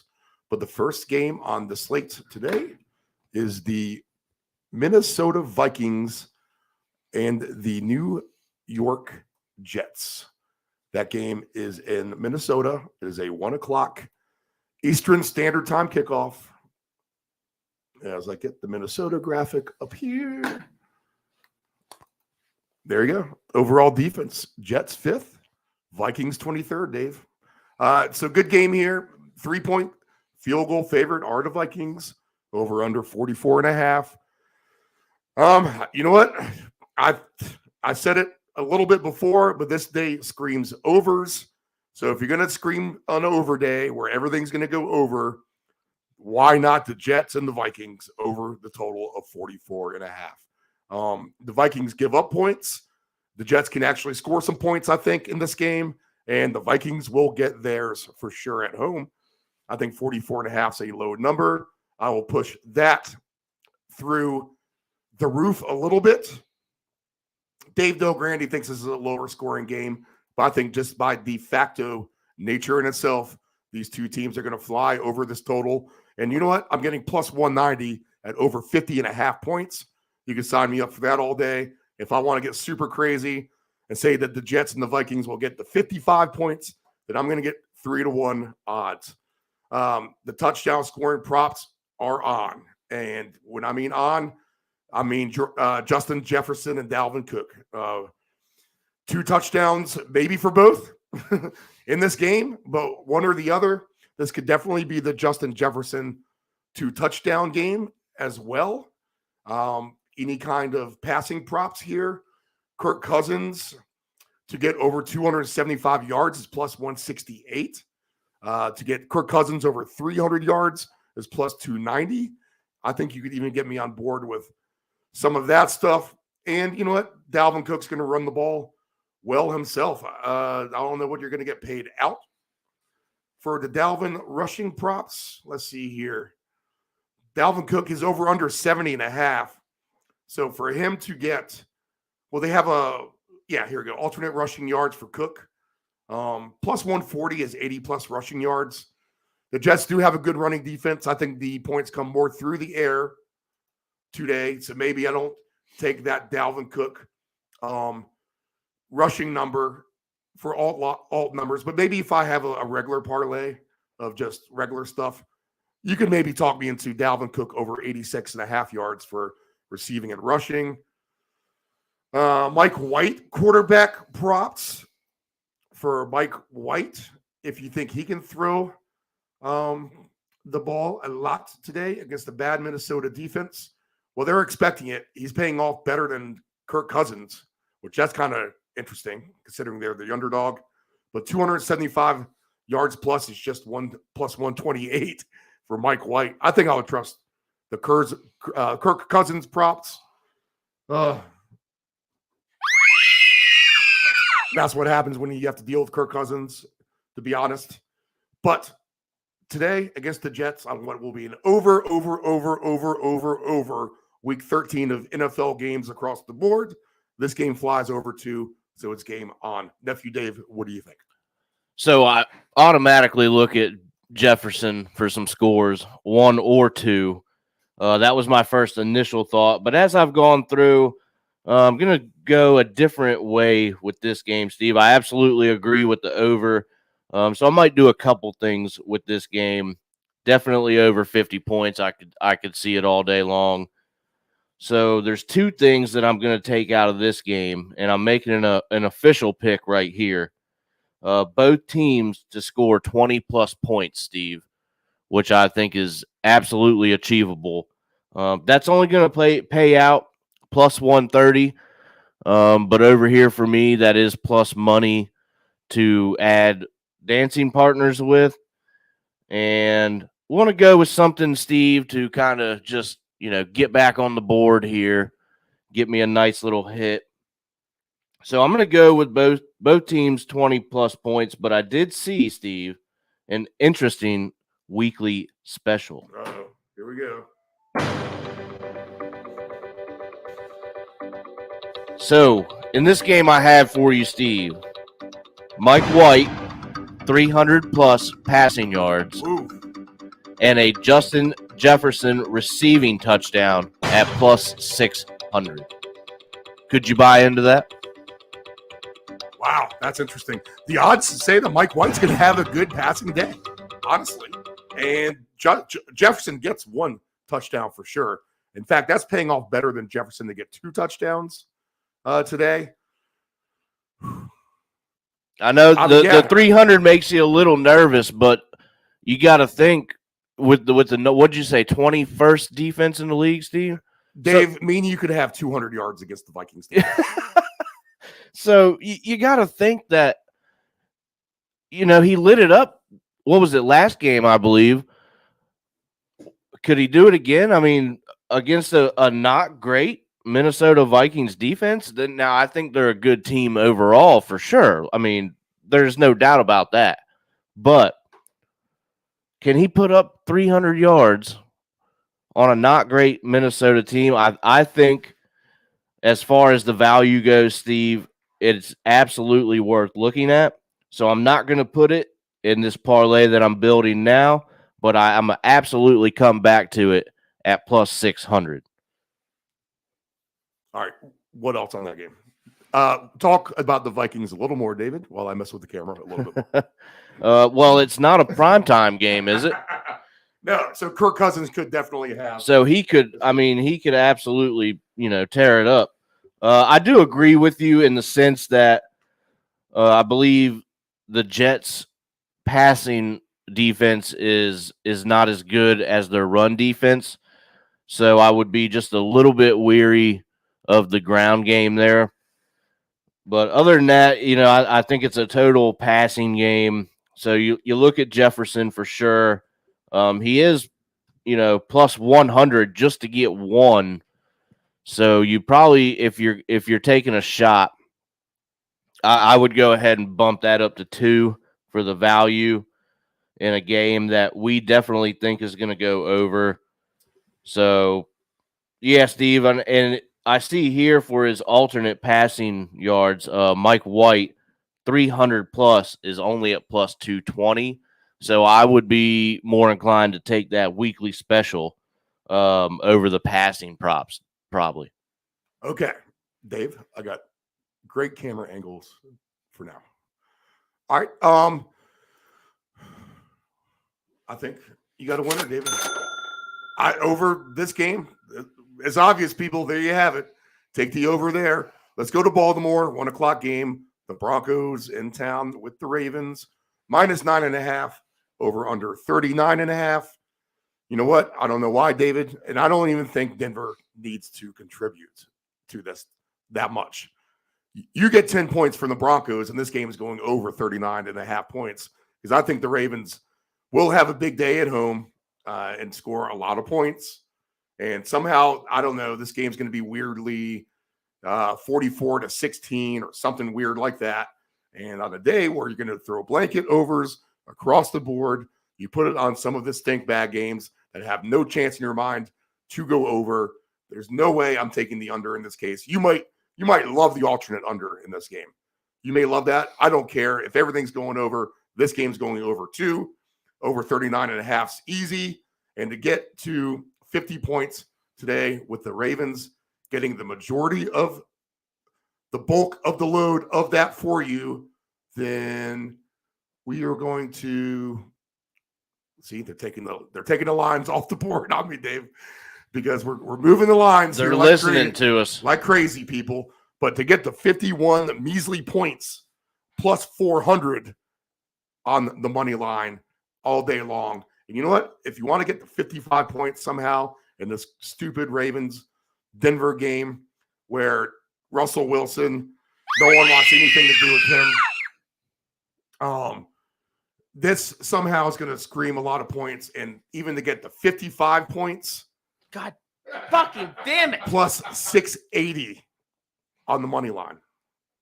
So sign me up all day. We actually have Russ tuning in, and he says, "Fuck the Steelers." God All right. fucking damn it.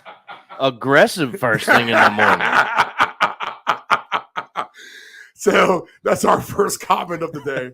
Fuck the Steelers. That's pretty funny. Kids out there, your parents say worse things. I know they do. Let's see.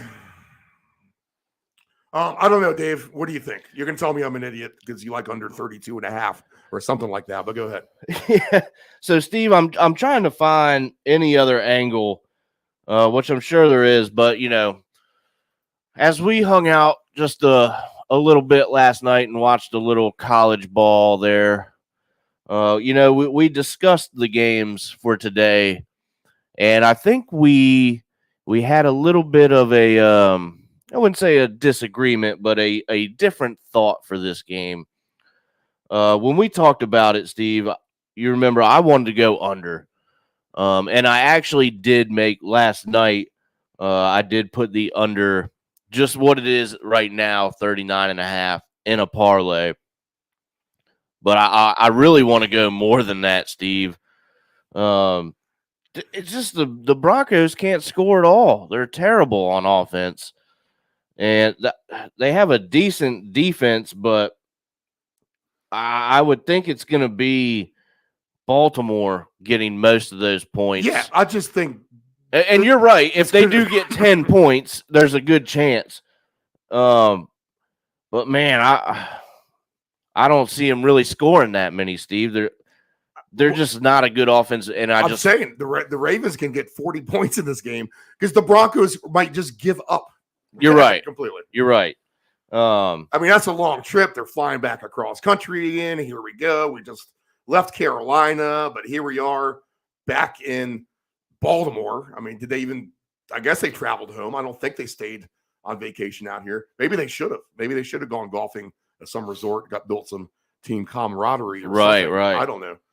But maybe a Lamar Jackson rushing touchdown would probably be a safe bet for today if they're going to put a lot of points up.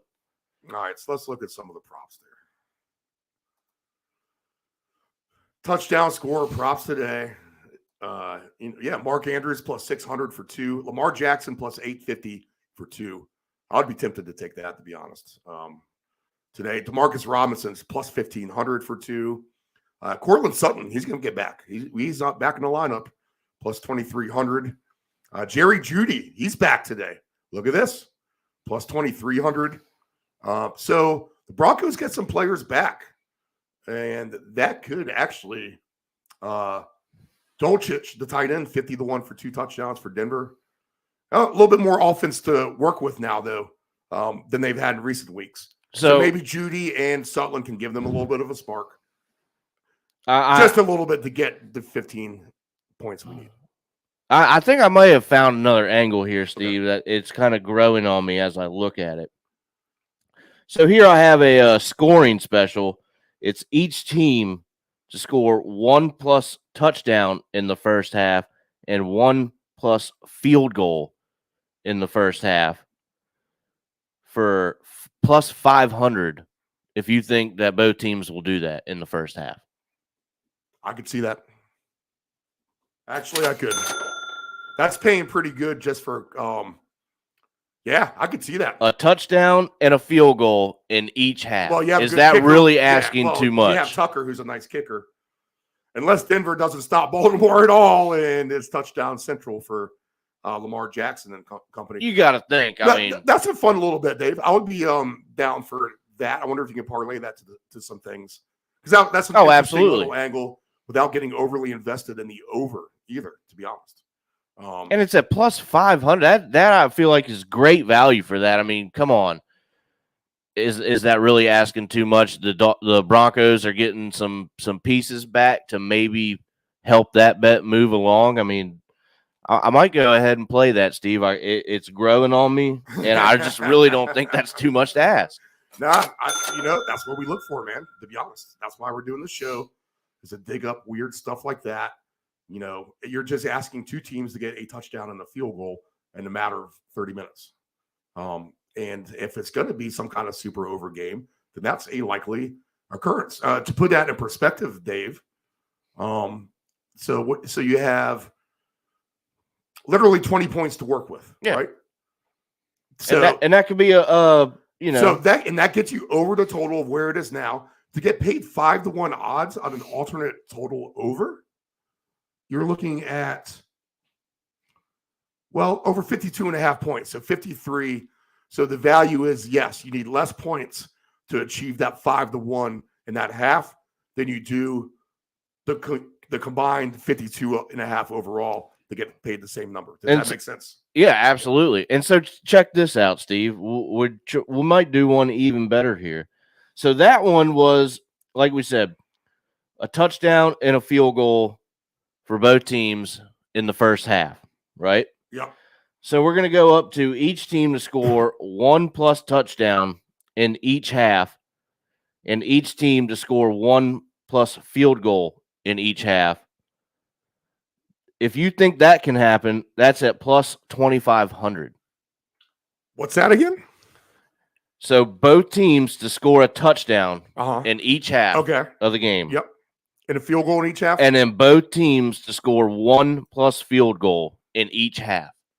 So the other one we talked about was all first half of the game. This one we're talking about is the whole game for plus 2,500 if you think they can do that. Oh, man, that's a great bet. I'll go for that. You're not asking – you're just asking for 2 games to go over. You just need to get a little field goal action involved and get it. Yeah, all day, Dave. You'll have to show me where to find that one when we get off the air. All right. Pittsburgh's at Atlanta. 1 p.m. Eastern Standard Time. Steelers -1, 42.5 is the over-under there.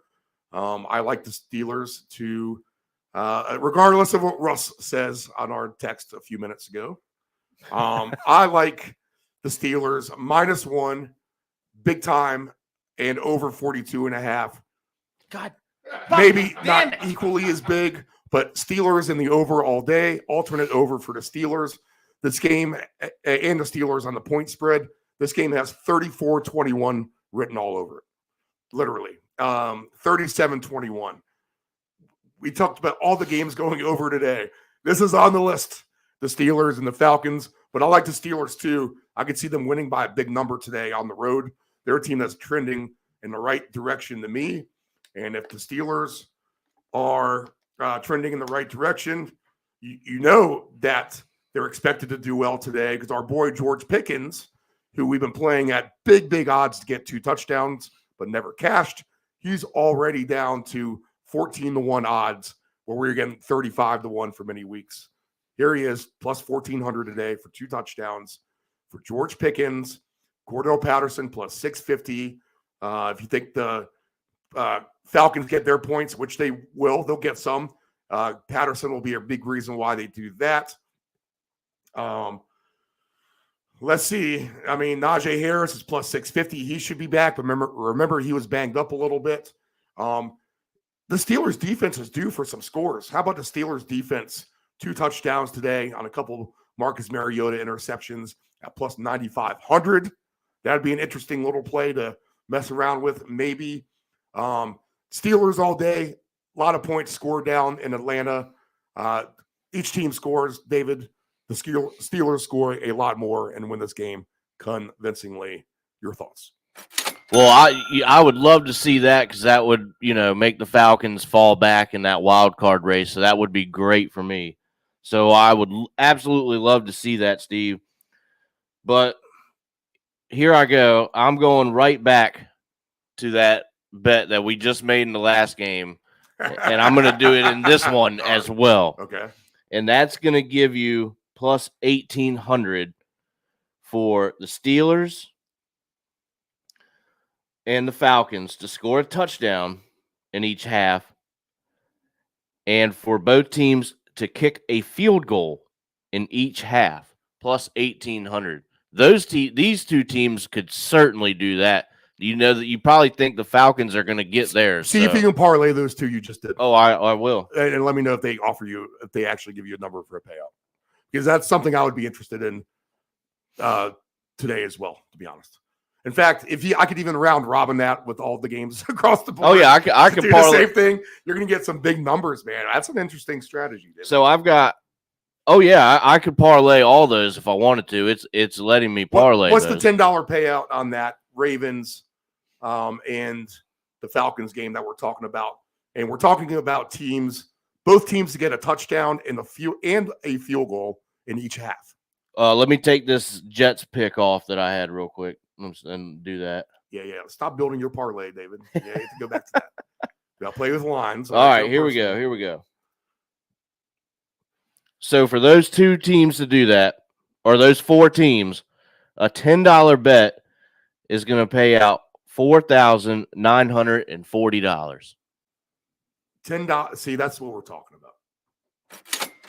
That's why you listen to this show. $10 to win $4,000. So we're talking about the Steelers, the Falcons, the Broncos. It's disgusting to say it, but this is what's paying out. Right. And the Ravens, all to have a touchdown and a field goal in each half. Each half.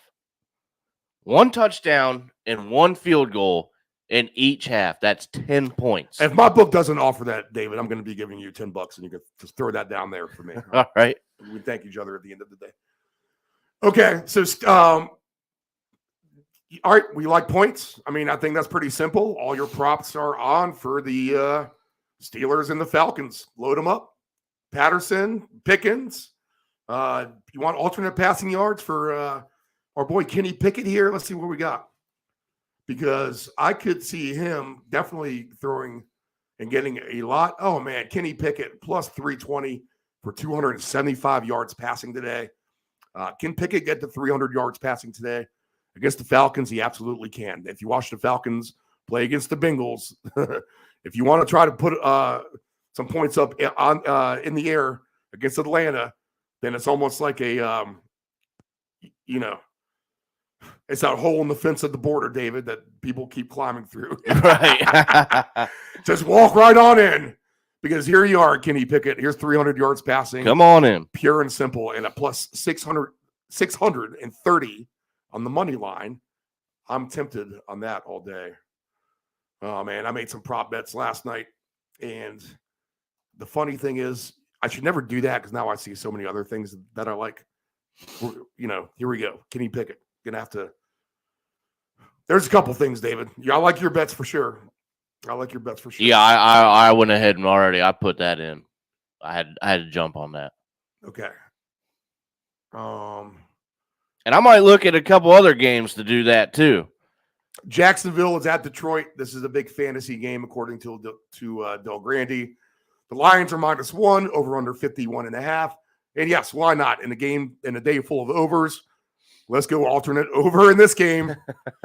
We can juice this up to 57 or 55 points or something like that. I'm not going to go too crazy. But yes, all props on for this super over day. Again, David, don't even know what to say except a lot of points. And Detroit with the Jaguars in town to face the Lions. I don't know. Your thoughts? So I'm going right to the weekly special here, Steve. All right. I have Jared Goff, 250 plus passing yards, paired with a Trevor Lawrence, 250 plus passing yards. So each quarterback for 250 passing yards. Easy, okay, yeah. Plus 250. Not crazy, but plus money. That's awesome. That's a good weekly special. So plus 250 for them to each have 250 yards passing. Yep. That happens all day in Detroit with the Jaguars and Lions. I mean, it's game on. It is. Del Grande said it himself. Pass to the sideline, bad tackle. There's Zay Jones for 80 yards. Right. There you go. There's a big chunk. All right. I don't know what else to tell you. Dan Campbell's awesome. Who's awesome, David? The mascot for the Jacksonville Jaguars. Did you see him last week? And did you see him? I think I did. In my top 10 moments of memories of the NFL season, I should have kept a diary. Whenever I see something that's like funny, keep a list. That's kind of why I liked the NFL growing up. Is John Madden had his first career sunset. And he had the telestrator circling the sunset above the stadium, and he was talking about the sunset. It was just funny, Right. Just the stuff like that. And the Jacksonville Jaguars mascot wearing the American Speedo. It's just the comments under the picture. Yeah. The comments are hysterical. Like, that's what they look like shaved. Just stuff like that. It was just freaking hilarious. And go look it up if you haven't. I need to, if I was a better producer or show prep, I'd have a picture of the Jacksonville Jaguars mascot up here. In fact, maybe I can get that for a commercial break when you throw him on an overlay. On that note, Jonathan the tortoise. Jonathan the tortoise. Happy birthday, Jonathan. 190 years old today. 190 years old. Oldest living land animal. Jonathan the tortoise. Happy birthday, Jonathan. We're glad you're listening to us on this Sunday morning. So, Steve, while we're still on this game, yes, before we get off it fastly, go ahead, Dave. So that's that scoring special that we've been playing. Right. That one for this game is going to pay out plus 1,500. And plus 290 if you think they can do it in the first half. The only problem with this is that they just might get all touchdowns. There might not be field goals because there is no defense. Right. Not much in this game. Jacksonville. They say that last week, Dave. I mean, that was the case. Right. You would have won that bet last week with Jacksonville, to be honest. Why not? And the day where it's going to be all the overs, that's going to be the combination is kicks and touchdowns. Yep. And even if you fall short, all you need is the one touchdown if they have 3 field goals and a half, that's what's going to bail you out. And I'm just impressed by those payouts. Those are paying out really, really good. They are. I'm going to have to take a look at all that for sure.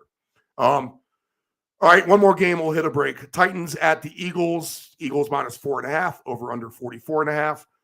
I'm not sure why, but Dave Grande has convinced me fully that this is a great spot for the Eagles. I haven't bet the Eagles all year. It's not like I've been betting on the Titans games. In fact, maybe I've bet against the Titans with a lot of success with Buffalo week 1, but then maybe not so much success. I think I had the Packers against the Titans, and that didn't work out for me. But King Henry did do me well against the Chiefs. He's responsible for one of my bigger payouts of the NFL season for sure. So I do have allegiance with Tennessee, but I think a tough spot. The Eagles could use this as a statement game, and it's not like they can afford to lose either. They have teams hot on their heels as far as home field advantage concerns go, and divisional, right? Even with the Cowboys right there within striking distance. So minus 4.5, I would lay that all day.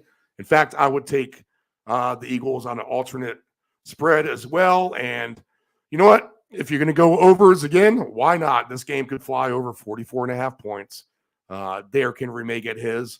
The Titans can put up 17 to 20 points for you for sure. But if the Eagles score 34, the math adds up to me to about 54 or 55 points. So there you have it. Over.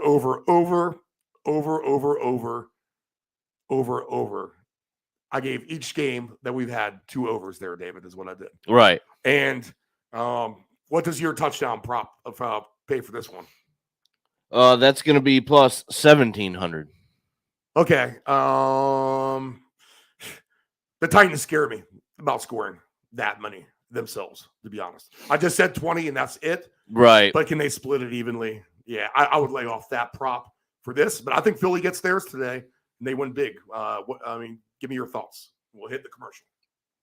Yeah, I think that's probably about on par there, Steve.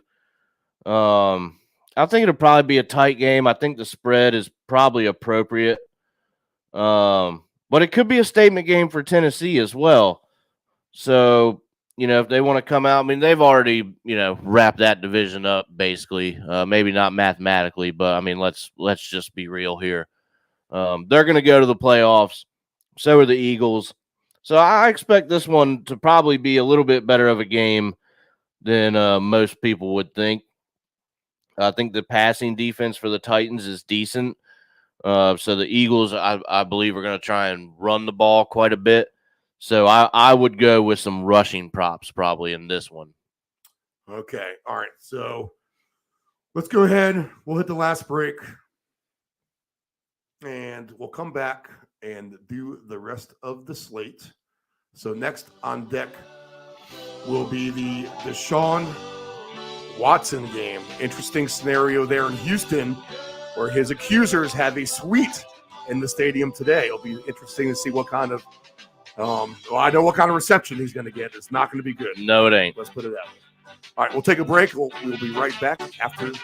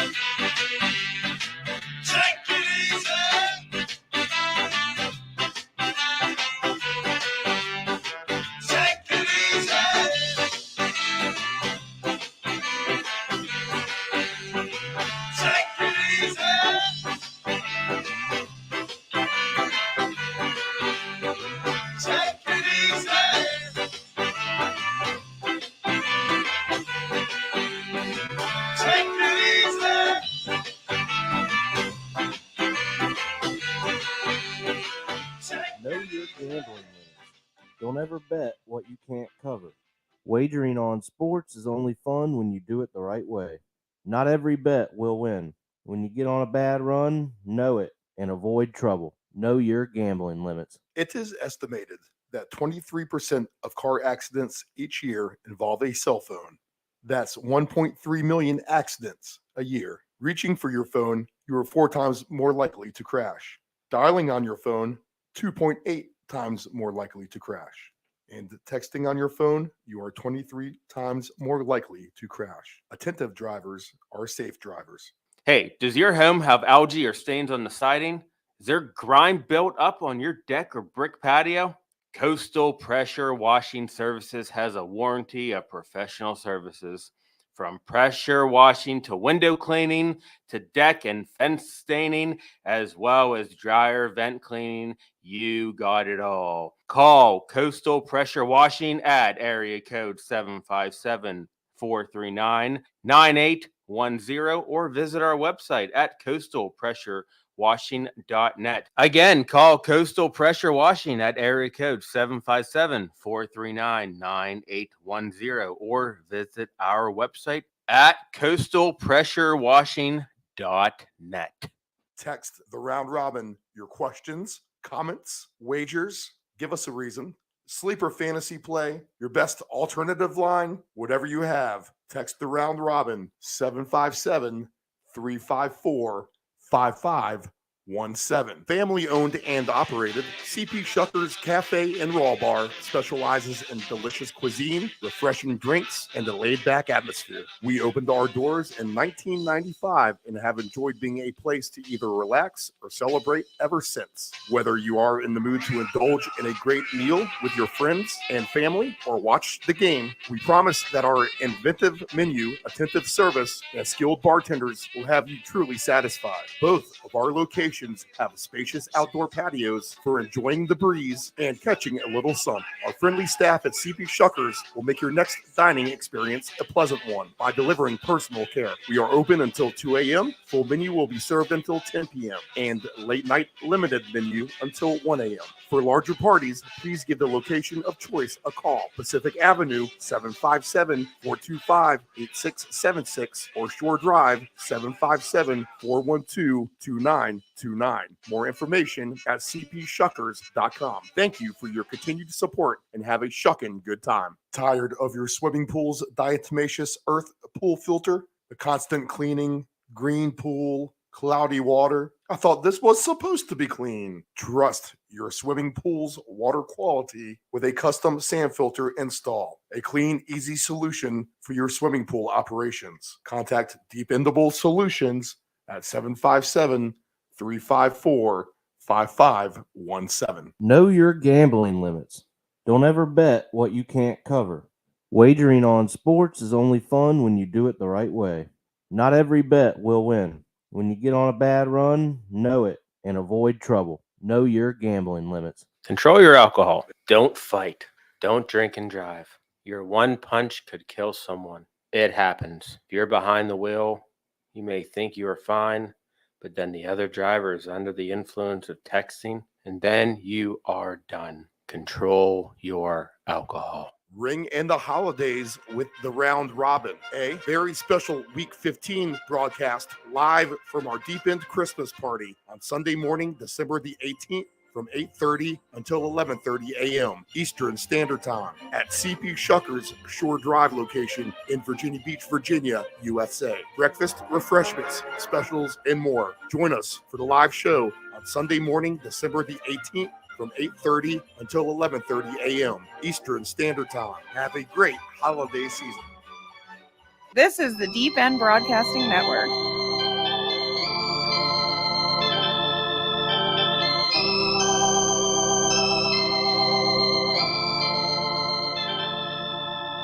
Oh, she didn't bat an eye as I packed my bags to leave. I thought she would start to cry, sit around my room and weep, but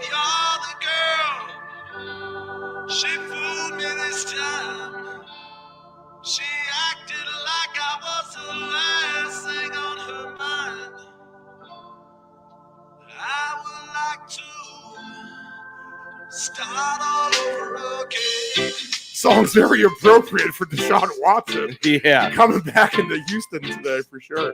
That's not planned, to be honest. But as I listen to the docile tones of the Pie Tasters coming in out of break, starting all over again is definitely something that Deshaun Watson has been trying to do, but nothing is easily forgotten.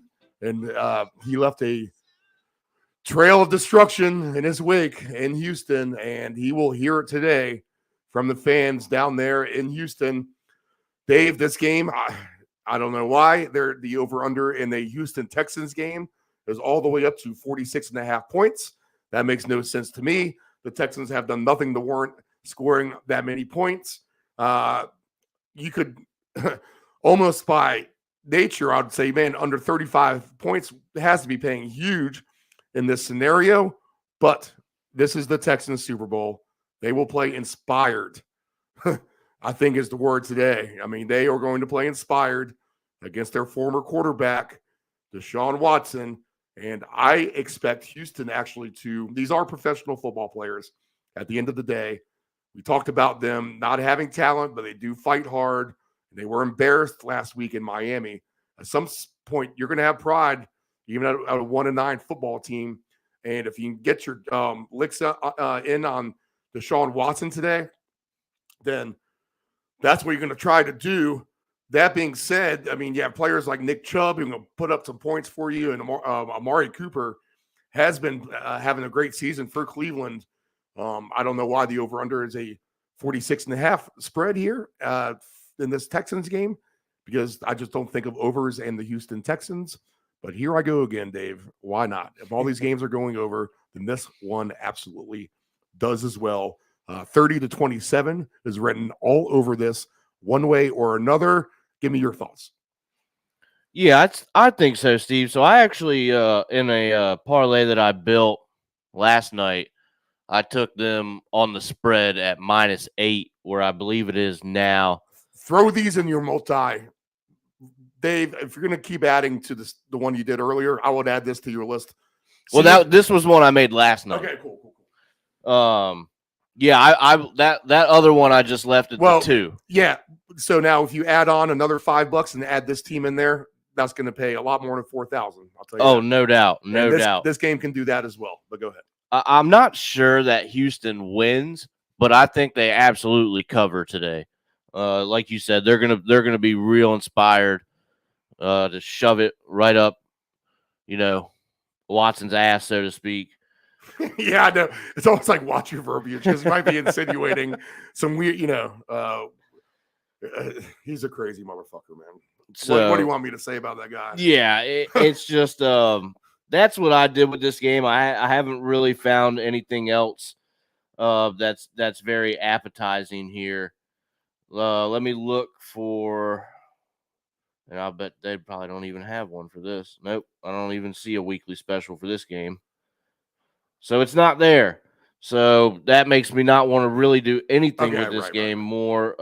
If there's games gonna pass on, this is at the top of the list for sure. Yeah, because Nick Chubb anytime is -170. So I imagine his 2+, which is right here, is only at +310. I don't know. I'm not crazy about it. You can always. Here's the thing: if Houston's going to score, then our boy Dameon Pierce is going to be a big reason why they do so.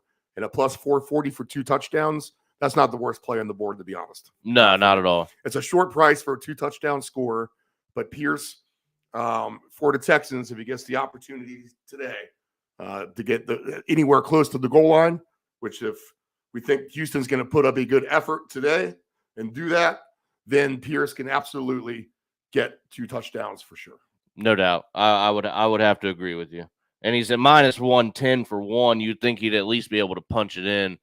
So that's not really the super value that we look for. But if you're looking for a maybe what you would consider as a smart play or a lock or something, Dameon Pierce for 1, if you wanted to throw it in there with something. But other than that, Steve, I'm not very excited for this one. I probably won't be playing anything on it.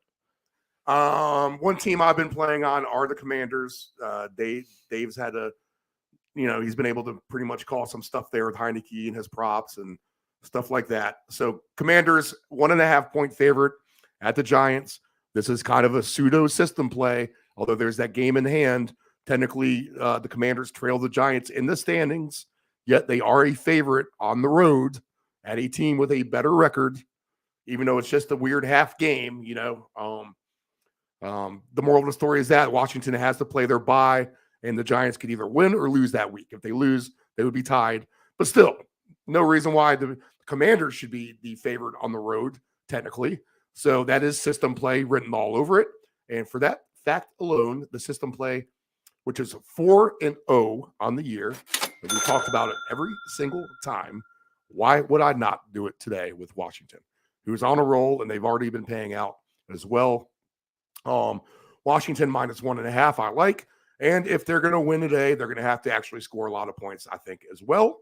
And this game could very well be a 31-21 game, and over under 40.5 points, again, is a low number. And I would look for this game to go over on what is not going to be a treacherous day as far as weather goes on the Eastern Seaboard. So conditions conducive for scoring. Commanders on a roll, system play. Take the Commanders, move the alt line, and I like a more of a straight up win. I'm not necessarily an alt line mover on the Commanders today, Right. but I would definitely alt line the over some and make some money that way. And you know what? Maybe the Commanders do come in there and win by a couple of scores. And if they do that, they're going to get paid nicely to win by 13.5 today. Well, let's not trust the kicker. All right. But at -12.5, in fact, it's worth it just to drop the point because you're not getting paid much for that extra point. Instead of +350 at -13.5, I'll easily take +330 at -12.5 and be happy with that. You know what? They're winning by 7. Giants driving late, and there's your pick 6, cover the spread. Or, the Giants are just the reeling team that I think they probably are. And everything's got just kind of catching up to them. Injuries. We talk about it with every team for sure, but the Giants have them as well. Commanders in much better shape. David, go ahead. Yeah, I think so. The defense is playing much better. I'd have to double check, but I think Chase Young might play today. He'll definitely be on a snap count, but it'd be nice to have him back. He's listed as questionable, but I believe I read something earlier in the week that I think he is a go, so don't quote me on that. But if he does go, that'll only make the defense better. So really, I think the Giants, they're going to focus in on the run game because I don't think that Daniel Jones really has that many guys to pass it to, and they're and he might pass it to Commanders, Redskins for points. Yeah, and we love that. So we'll see what happens, Steve. It's really hard for me to have any certain angles when I'm so invested in it and I just want them to win. So I don't want to get too wrapped up into it. Probably look at a Robinson touchdown. We've been really focused on running the ball lately, trying to get back to that. So you could do player props. I would probably definitely look at Robinson for one. I might do that. Or we can ride Heineke like I have been the past couple weeks. His passing props, I believe, for over 1.5 touchdowns was it's plus 150 for Heineke for 2 touchdowns. So there's another angle we could take. Yeah, all day. Or if you're feeling better with the Giants, Daniel Jones over 1.5 passing touchdowns is paying out plus 205. But the defense has been playing better. So, like I said, I think they're going to probably run the ball more. So I think that's why that number is probably there. The Barkley props may be good for the Giants today, to be honest. I mean, obviously he's getting the ball. Right. Washington's defense has played well. And a big reason why they're winning games. In fact, they, saved the day last week against Atlanta in the end zone on the tip ball interception by Fuller. So Commanders playing well. I'll trust them today. And you know what? I'll give the Giants some credit for putting a little bit of resistance up at home and putting a good effort in. That's why they'll get their points. But the Commanders get there as well. 50.5 may be a stretch at plus 330, but I'm going to take a shot there at plus 330 for both of these teams to combine for 51 points combined. So there we go. Another over straight down the board. You're going to thank me or hate me later, to be honest, on that regard. All right, in Chicago, Green Bay and the Bears. This is an Anthony game. Green Bay has been a nightmare for sure. Packers minus 4.5. Over under is 45.5. Fields is back. Aaron Rodgers has the clear to go. Rodgers owns the Bears. Bears have been exciting and fun. But here you go again. 44.5 is just too low for me, Dave. Yeah. We're taking the over again in this game. How about that, everyone? Every game I'm picking over the total. And I'm not stopping. I don't think. Over 54.5 points is plus 285. I think they get there easily today. This game has 34-28 written all over it. 34-27. Fun game. Hopefully this will be on one of the TVs I get to watch, I guess. I don't know. We're going to have some points scored in the Packers at the Bears game, I think. I just see it happening. You got to remember Chicago has also gotten rid of two of their better defensive players, and the Green Bay defense looked horrid against the Eagles as well. Remember that. So lots of points here, David. What do you think? So I'm going here straight to the weekly special because I think there are going to be a lot of points as well. I have a A.J. Dillon 1+ rushing touchdown. And is it Christian Watson? Yes. 1+ receiving touchdown at plus 550. Christian Watson and who else? And A.J. Dillon for a rushing touchdown. Anthony would like that bet, I think, for sure. Rodgers at 275 yards passing is plus 280 today. If you think Rodgers can throw for 300 against the Bears, which I think he can, plus 520 unless he's injured. But I might have to throw Rodgers in my quarterback passing parlay. And Justin Fields to throw for 225 yards today is plus 410, plus 580 for Fields to get to 250. I'm 200 yards passing for Justin Fields is plus 310. I'm going to take a shot on that, to be honest. That's a low enough number where I think Fields' passing game is a little undervalued. We saw that against a porous Detroit Lions team on defense. I mean, I don't know if the Packers are much better on defense, to be honest, than the Lions. At least they're not showing it to me. Maybe just a little bit, but not by much. That's, would be considerable. I would think, Steve. I'm going to need an hour in peace just to go through all this madness of overs and stuff that we're talking about doing. Touchdowns and field goals and halves. I don't know. A lot of points in Chicago, David. That's what I'm going to say. I would have to agree with you, Steve. Okay, we're in the 4 o'clock window. Seattle and the Rams. I'm not going to get too terribly crazy invested in this game, to be honest. I guess. Who really wants to talk about this game that much? But for whatever reason, 40.5 points sounds low to me. And I'm going to take the over, David. Is that a shocker to you at this point of the program? Not at all. And for these teams that somehow climb into the 50s, because Seattle just begs you to be an over team. Even if you are a shitty over team like the Rams are, Seattle kind of begs you and forces you into an over game. You have no other choice but to run it through gaping holes in their defense. And to get to over 49.5 points in SoFi is plus 280. In fact, I'd be interested in going at over 51.5 at plus 360 because that's a really, really nice number, to be honest. And a crazy 4 o'clock window of lots of points is right there for the making. David, your thoughts on Seattle Rams? I would definitely probably think over. You got to think Seattle's probably going to get quite a bit by themselves. I just kind of feel it today for the Seahawks. Unfortunately, I need them to lose, so I hope that I'm wrong. But I'm feeling it for the Seahawks, and if I'm doing anything which I am looking at. I'm gonna go with an alt spread here, Uncle Steve.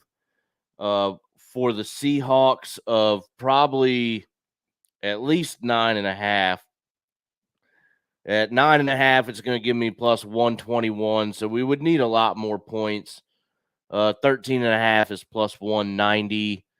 So that's probably where I would move it in between there. All right. So confident on the Seahawks is Nephew David for sure. All right.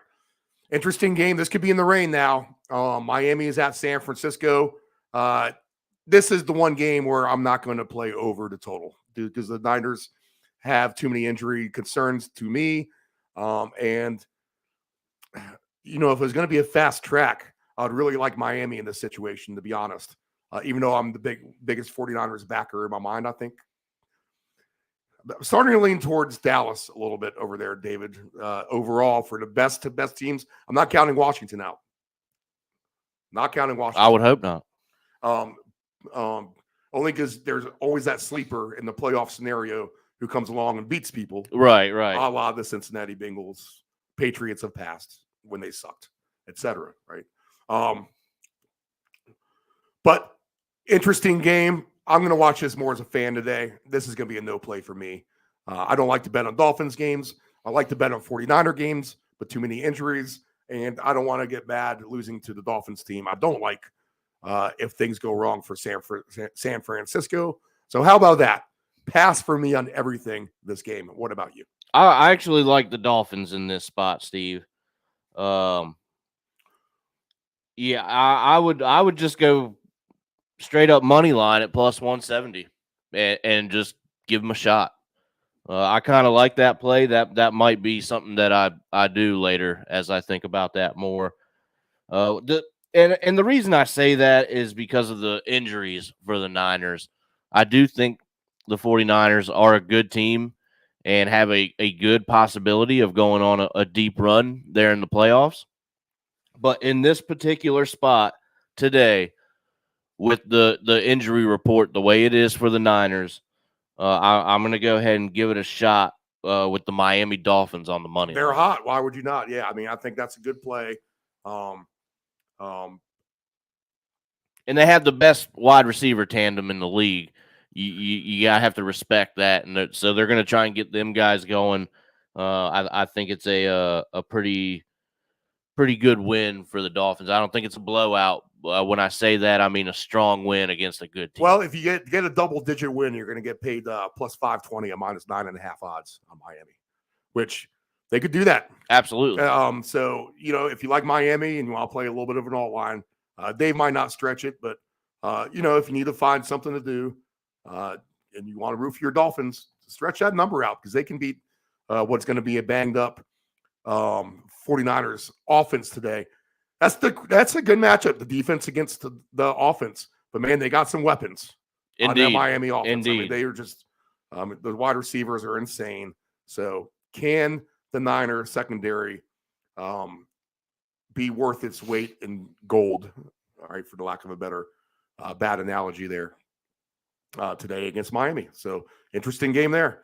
All right, lots of points, I think, in Vegas and the Chargers, nephew. 49.5 over under here. The Raiders are the 2.5-point favorite right now as we speak. Justin Herbert's been the man. Go ahead and take his passing props today if you want. Anything over Justin Herbert, I'd be down for yourself. Del Grande gave me the Josh Palmer again. He's 12-1 for 2 touchdowns. So I could see that absolutely happening. Devontae Adams, 2 touchdowns today. Yeah, I could see that at plus 380. Why not? But that's not the best payout on Devontae. We've gotten paid out a little bit better on him before. The Chargers seem to have momentum to me, but the Raiders have some too. 2 straight overtime wins. These teams traditionally have shootouts in the past, and I see that again today.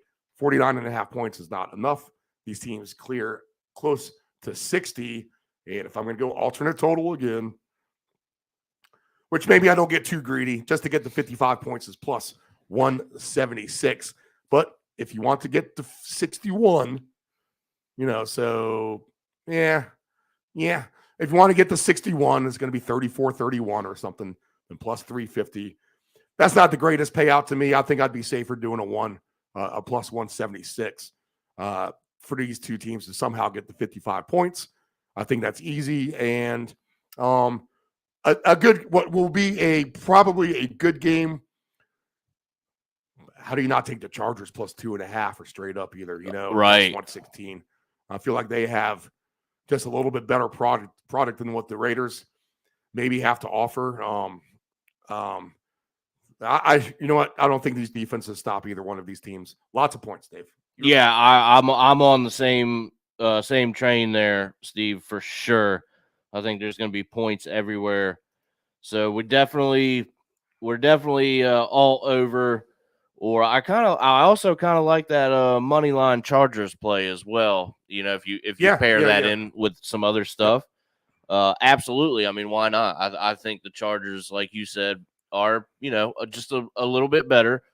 So why not? I think it's a day for the offenses, and the Chargers, get it done probably by a couple. But all over. Or any kind of, there's probably some good props in there too. 52.5 points is the over-under in Cincinnati with the Chiefs at the Bengals. Chiefs minus 2.5. I just think the number is right on all occasions, right on the money here. Where I think this game is an over game, Dave, I just don't know how much you're really going to get paid. Right. I don't want to go to the 65 points or anything like that. As we say, find the best play on the boards and go with those. All right. So I think just better plays to obtain overs are out there, but these teams are finesse and built to do the overs. Let's be honest. So if you wanted to stretch the over under, and like we said, there's going to be a lot of points today, then why not these two teams too? I just think there are with some of the lower totals, but let's just get these two teams to get over a lower total than these two to get up the highest total of the day, which is 52.5. But I see a lot of points. And it's fantasy prop game on for everyone. How about this? I never take Travis Kelce for 2 touchdowns. I don't know why, but at plus 410 a day, sign me up. Yeah, I think that would probably be, that would probably be a good bet, I think. All right. Yeah. Overall, Dave, what are your other thoughts on this game, though? Well, I would look at or maybe Joe Mixon's not paying much for 1, so you would have to look at him for 2. I think that would probably be definitely something to look at. Let me see if we can find something else. So we have we got a weekly special here. If we think Patrick Mahomes can get 300 plus passing yards paired with a Travis Kelce 2+ receiving touchdowns, that's going to be plus 850. I worry about the 300 plus yards. I like a little bit more. Yeah, I want a little bit more of a payout. Yeah. This Kelce just for the 2 touchdowns without him. Yeah, it's fine. Yeah. Yeah. I can see it. Yeah, absolutely. There's going to be all kinds of fun stuff on the board. Let's see. How about this? Let's see if I got this one. Where is it? Game specials for me. Because I've looked at these two guys. Yeah.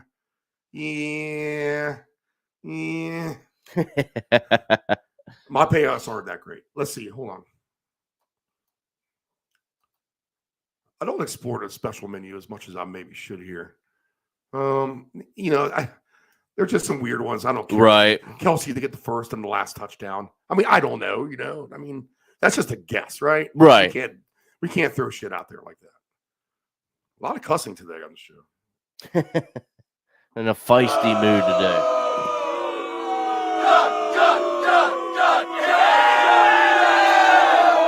Road game today for CP Shuckers. We'll be there. Come say hi. And we're going to watch the games at the bar today. We'll get out of the house on a Sunday here. Let's see here. The other good thing, Dave, would be if I would scroll through the graphics that I keep saying. I'll get back to and go through. Here we are. I'm still on the Commanders graphic from the Giants game. All right, so where did we leave off? We're Kansas City. and the Chargers. Yep. Let me just flash their graphic up real quick. It will move on from that one. Did I even put this one on here? I know this is interesting for the fans. Oh, yeah. So Bengals 9th defense. Chiefs 18th overall in defense. So the Chiefs not doing that hot on defense. So lots of points. Kansas City and Cincinnati. Shocker there. We're taking the over. But not the alt over. Colts and Cowboys tonight is the night game. So if you're drunk, this is an easy melatonin and night to sleep here, David. You can bypass this game completely. Cowboys should win in a complete romp, I think, against the Colts. No doubt. And they might even get the over themselves. But I'll you know what? I could see this game going over for the Cowboys reason alone, and maybe Jonathan Taylor can pop a run or something like that. Right. But I think the Cowboys blow the Colts out, and their season is, for the most part, done. Officially done for good. I don't know. Your thoughts? Yeah, there really isn't much to say. This should be, a walk in the park for the Cowboys. CD Lamb 2 touchdowns plus 550. You could get me on board with that.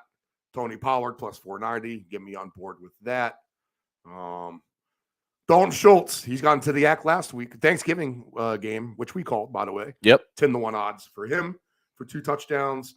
Dallas defense 50-1 if Matt Ryan can turn it over. I think that I actually had the Steelers for 2 touchdowns against Matt Ryan. Okay. The guy gets close to throwing a lot of interceptions all the time. Literally. If it's completed, it's like almost an interception for real. So maybe take a chance on that with Dallas. You like the Cowboys in a romp, though, too? I think so. Okay. Yeah. It's just a boring Sunday night game. What do you want from us, people? Yeah. All right, Monday night. I don't know if it gets any better scoring. I think the over train is over with officially. So 40.5 is not going to be a play. I play over for Tampa Bay and the Saints. I could see this game sputtering to a 20-17 final, one way or the other. Will Jameis Winston even get into the act? Who knows? He's dressed. He's been ready to play. But Dennis Allen is hanging with Andy Dalton as the quarterback. Brady and the Buccaneers lose at Cleveland. Here they are in the spotlight. Everyone's talking about Brady and the Bucs and his divorce, whatever. 3.5, the favorite for the Saints, over under 40.5. I'll ask you first, Dave. I mean, anything here at all? That game makes me want to go back to sleep just looking at it. You wake up from the Dallas Colts game, peer up, and here's this game, and you put the cover straight back over your head and flip over to the other side of the bed. You want nothing to do with that. All right, I guess that's it.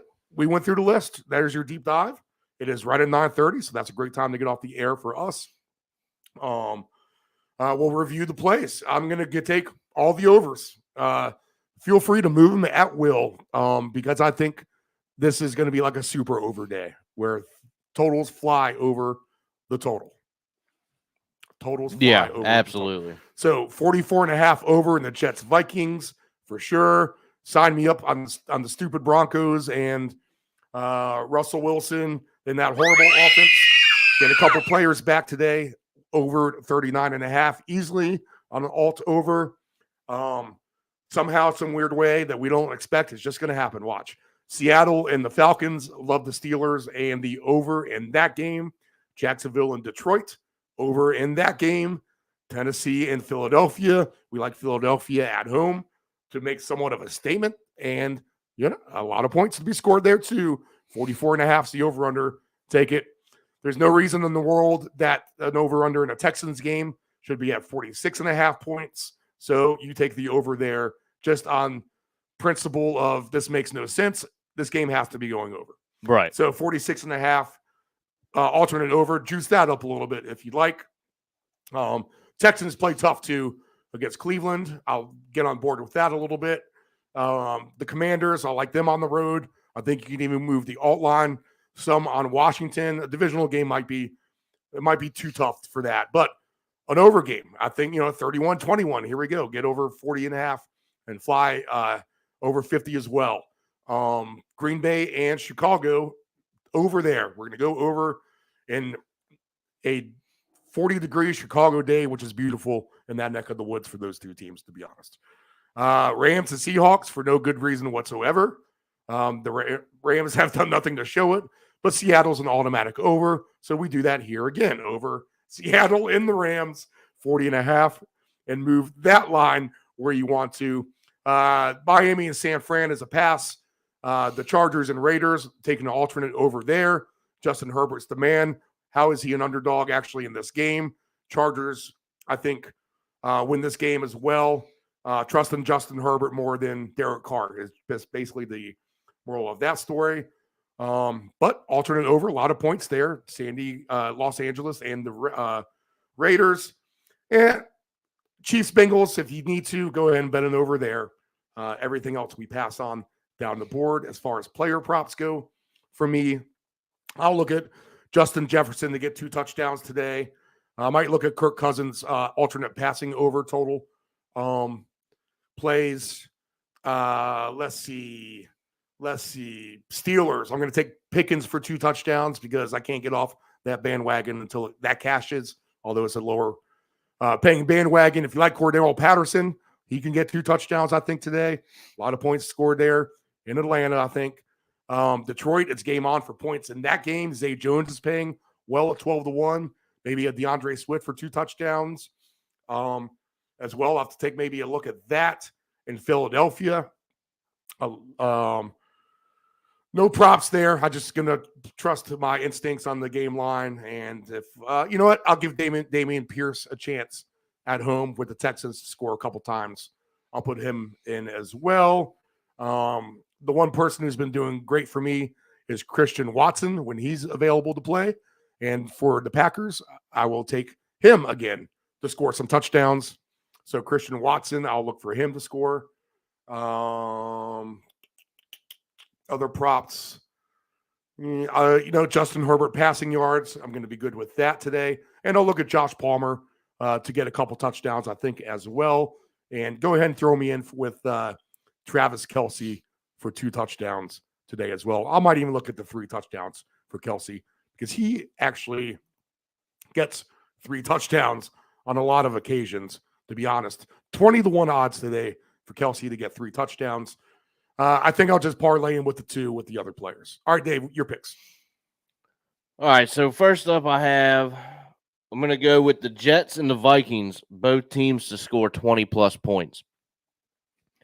Then I have each team to score 1 touchdown in each half, and each team to score a field goal in each half between the Packers and the Bears. And we finish that parlay off with the Seahawks on the spread at 6.5. And then we move down. I'll probably end up playing a couple more. I have a little bit of a light board at the moment, which I'll probably throw a couple more in. Then I have the Broncos and Ravens, each team to score a touchdown in each half, and each team to score a field goal in each half. And that's paired with the same thing with the Steelers and Falcons that we talked about that earlier in the show.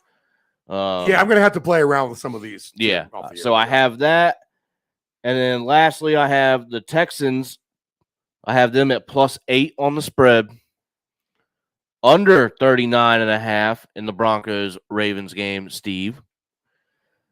Then I have Jared Goff and Trevor Lawrence. Their passing touchdown totals between the 2 of them at over 3.5 on a game we think is going to go well over. And then finally, I have Curtis Samuel over 2.5 receptions. And that parlay is it's a little bit smaller. It's not very great in value. It's just kind of a safety net, I guess I would call it. The other ones are my shots, and there's a couple more to come probably. But those are my 3 tickets at the moment, so we'll see how those do. I'll get some tickets together, and I'll text them to Dave, and we'll get them up on the Twitter, which is at deepend757. Okay, what the puck is going on tomorrow night, hockey, 6 p.m. Dave, you'll be in the field. I'll be in studio. Is that how same as last week? No, I'll actually be in studio Monday night. All right, cool. So we'll be ready for that.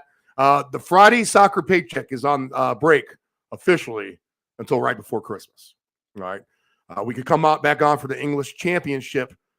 We could come on for more World Cup, but I'm going to stay away from World Cup betting. I'm done with that, to be honest. Not that it went bad for me. A couple of teams let me down at the end on my big futures, so those never cashed. I do like England to win it all. I think that's a nice price. Go ahead and take that, maybe. But the EPL is on break until the day after Christmas. And with the English Championship, the other primary focus, starting games on Saturday, I'd like to see these teams play a couple games to get a feel of where they're at after the break. So a smart gambler will actually, I'll probably play a couple little stupid things for fun. This team to get over 1.5 goals in this first half, because you can get paid on the good 2-goal payout or something like that. But, look at the standings. If you see a good team against a bad team, maybe go ahead and take that angle. That's the best advice I'll give you. But with no EPL games and coming back after a break, we'll give a break. But other good programming will start on the network after the first of the year. I'll just leave it with that. We have plenty to get to in the meantime. We have our holiday party 2 weeks from today. Special start time, 8:30 a.m. We'll run to about 11:30, so we'll be early in the show for that. We'll do an ode to Dave Del Grande. We'll give him his own segment. We'll air that on Saturday for beforehand. That way we have the full 3 hours to mess around, talk to people at CPs, et cetera, et cetera, et cetera. So we will broadcast live from there. We got a new logo Dave created and a banner coming as well. I could have uploaded the logo up here today. I meant to. Didn't even cross my mind in production, but I'll get that up here for us soon. Let's see what else on the horizon for us. I think that's it. We got Christmas. Christmas weekend. Since the games are on Saturday and Christmas Eve's on a Saturday, I don't even know what your schedule is like, Dave, but I've made the executive decision. The show is going to air Friday morning. Okay. So the Friday morning show, and we'll do a later start time in the that'll probably be more like an 8 a.m. start time special airing. So we'll have you prepped up. You won't have to listen on Christmas morning or Christmas Eve while you got other things going on for sure. So Friday just makes the most sense for that. And then you got the round robin for the weekend there. All right. So that's it. Anything else? Anything else, Dave? Any last words? I don't think so. Good luck on your tickets and wish us a little too. We will go ahead and get out of here with the live track that we've had with the Pie Tasters playing in studio. Might actually have another rock band interview coming up, David. Oh, interesting. All right, that's it, everyone. Good luck on your tickets. All right, we will see you back in the studio next week. Los Angeles, 1997. That's a good analogy. Brett Gurewitz behind the controls.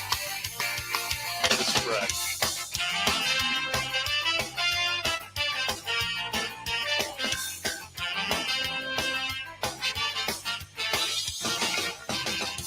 I don't need to tell the truth, but I never lie.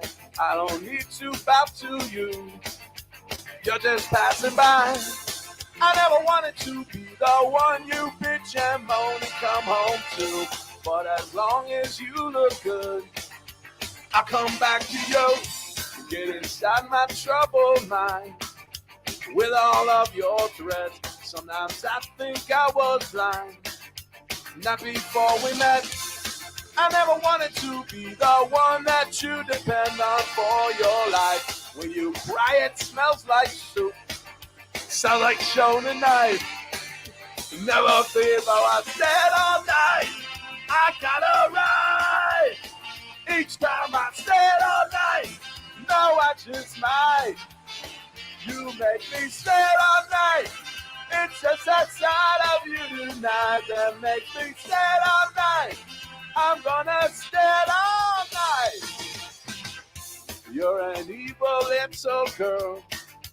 I'm a twisted man, tearing through your perfect world. Make you understand. I never wanted to be the one you bitch and moan and come home to. But as long as you look good, I come back to you and do the things you do. Stay all night. I gotta ride. Each time I stayed all night. No, I just might. You make me stay all night. It's just that side of you tonight that makes me stay all night. I'm gonna stay all. I would never treat you bad. You deserve the best from me. If you want to keep your place, you better get down on yours. Yeah, Todd wrote this one. Yeah. You think? This is not mine.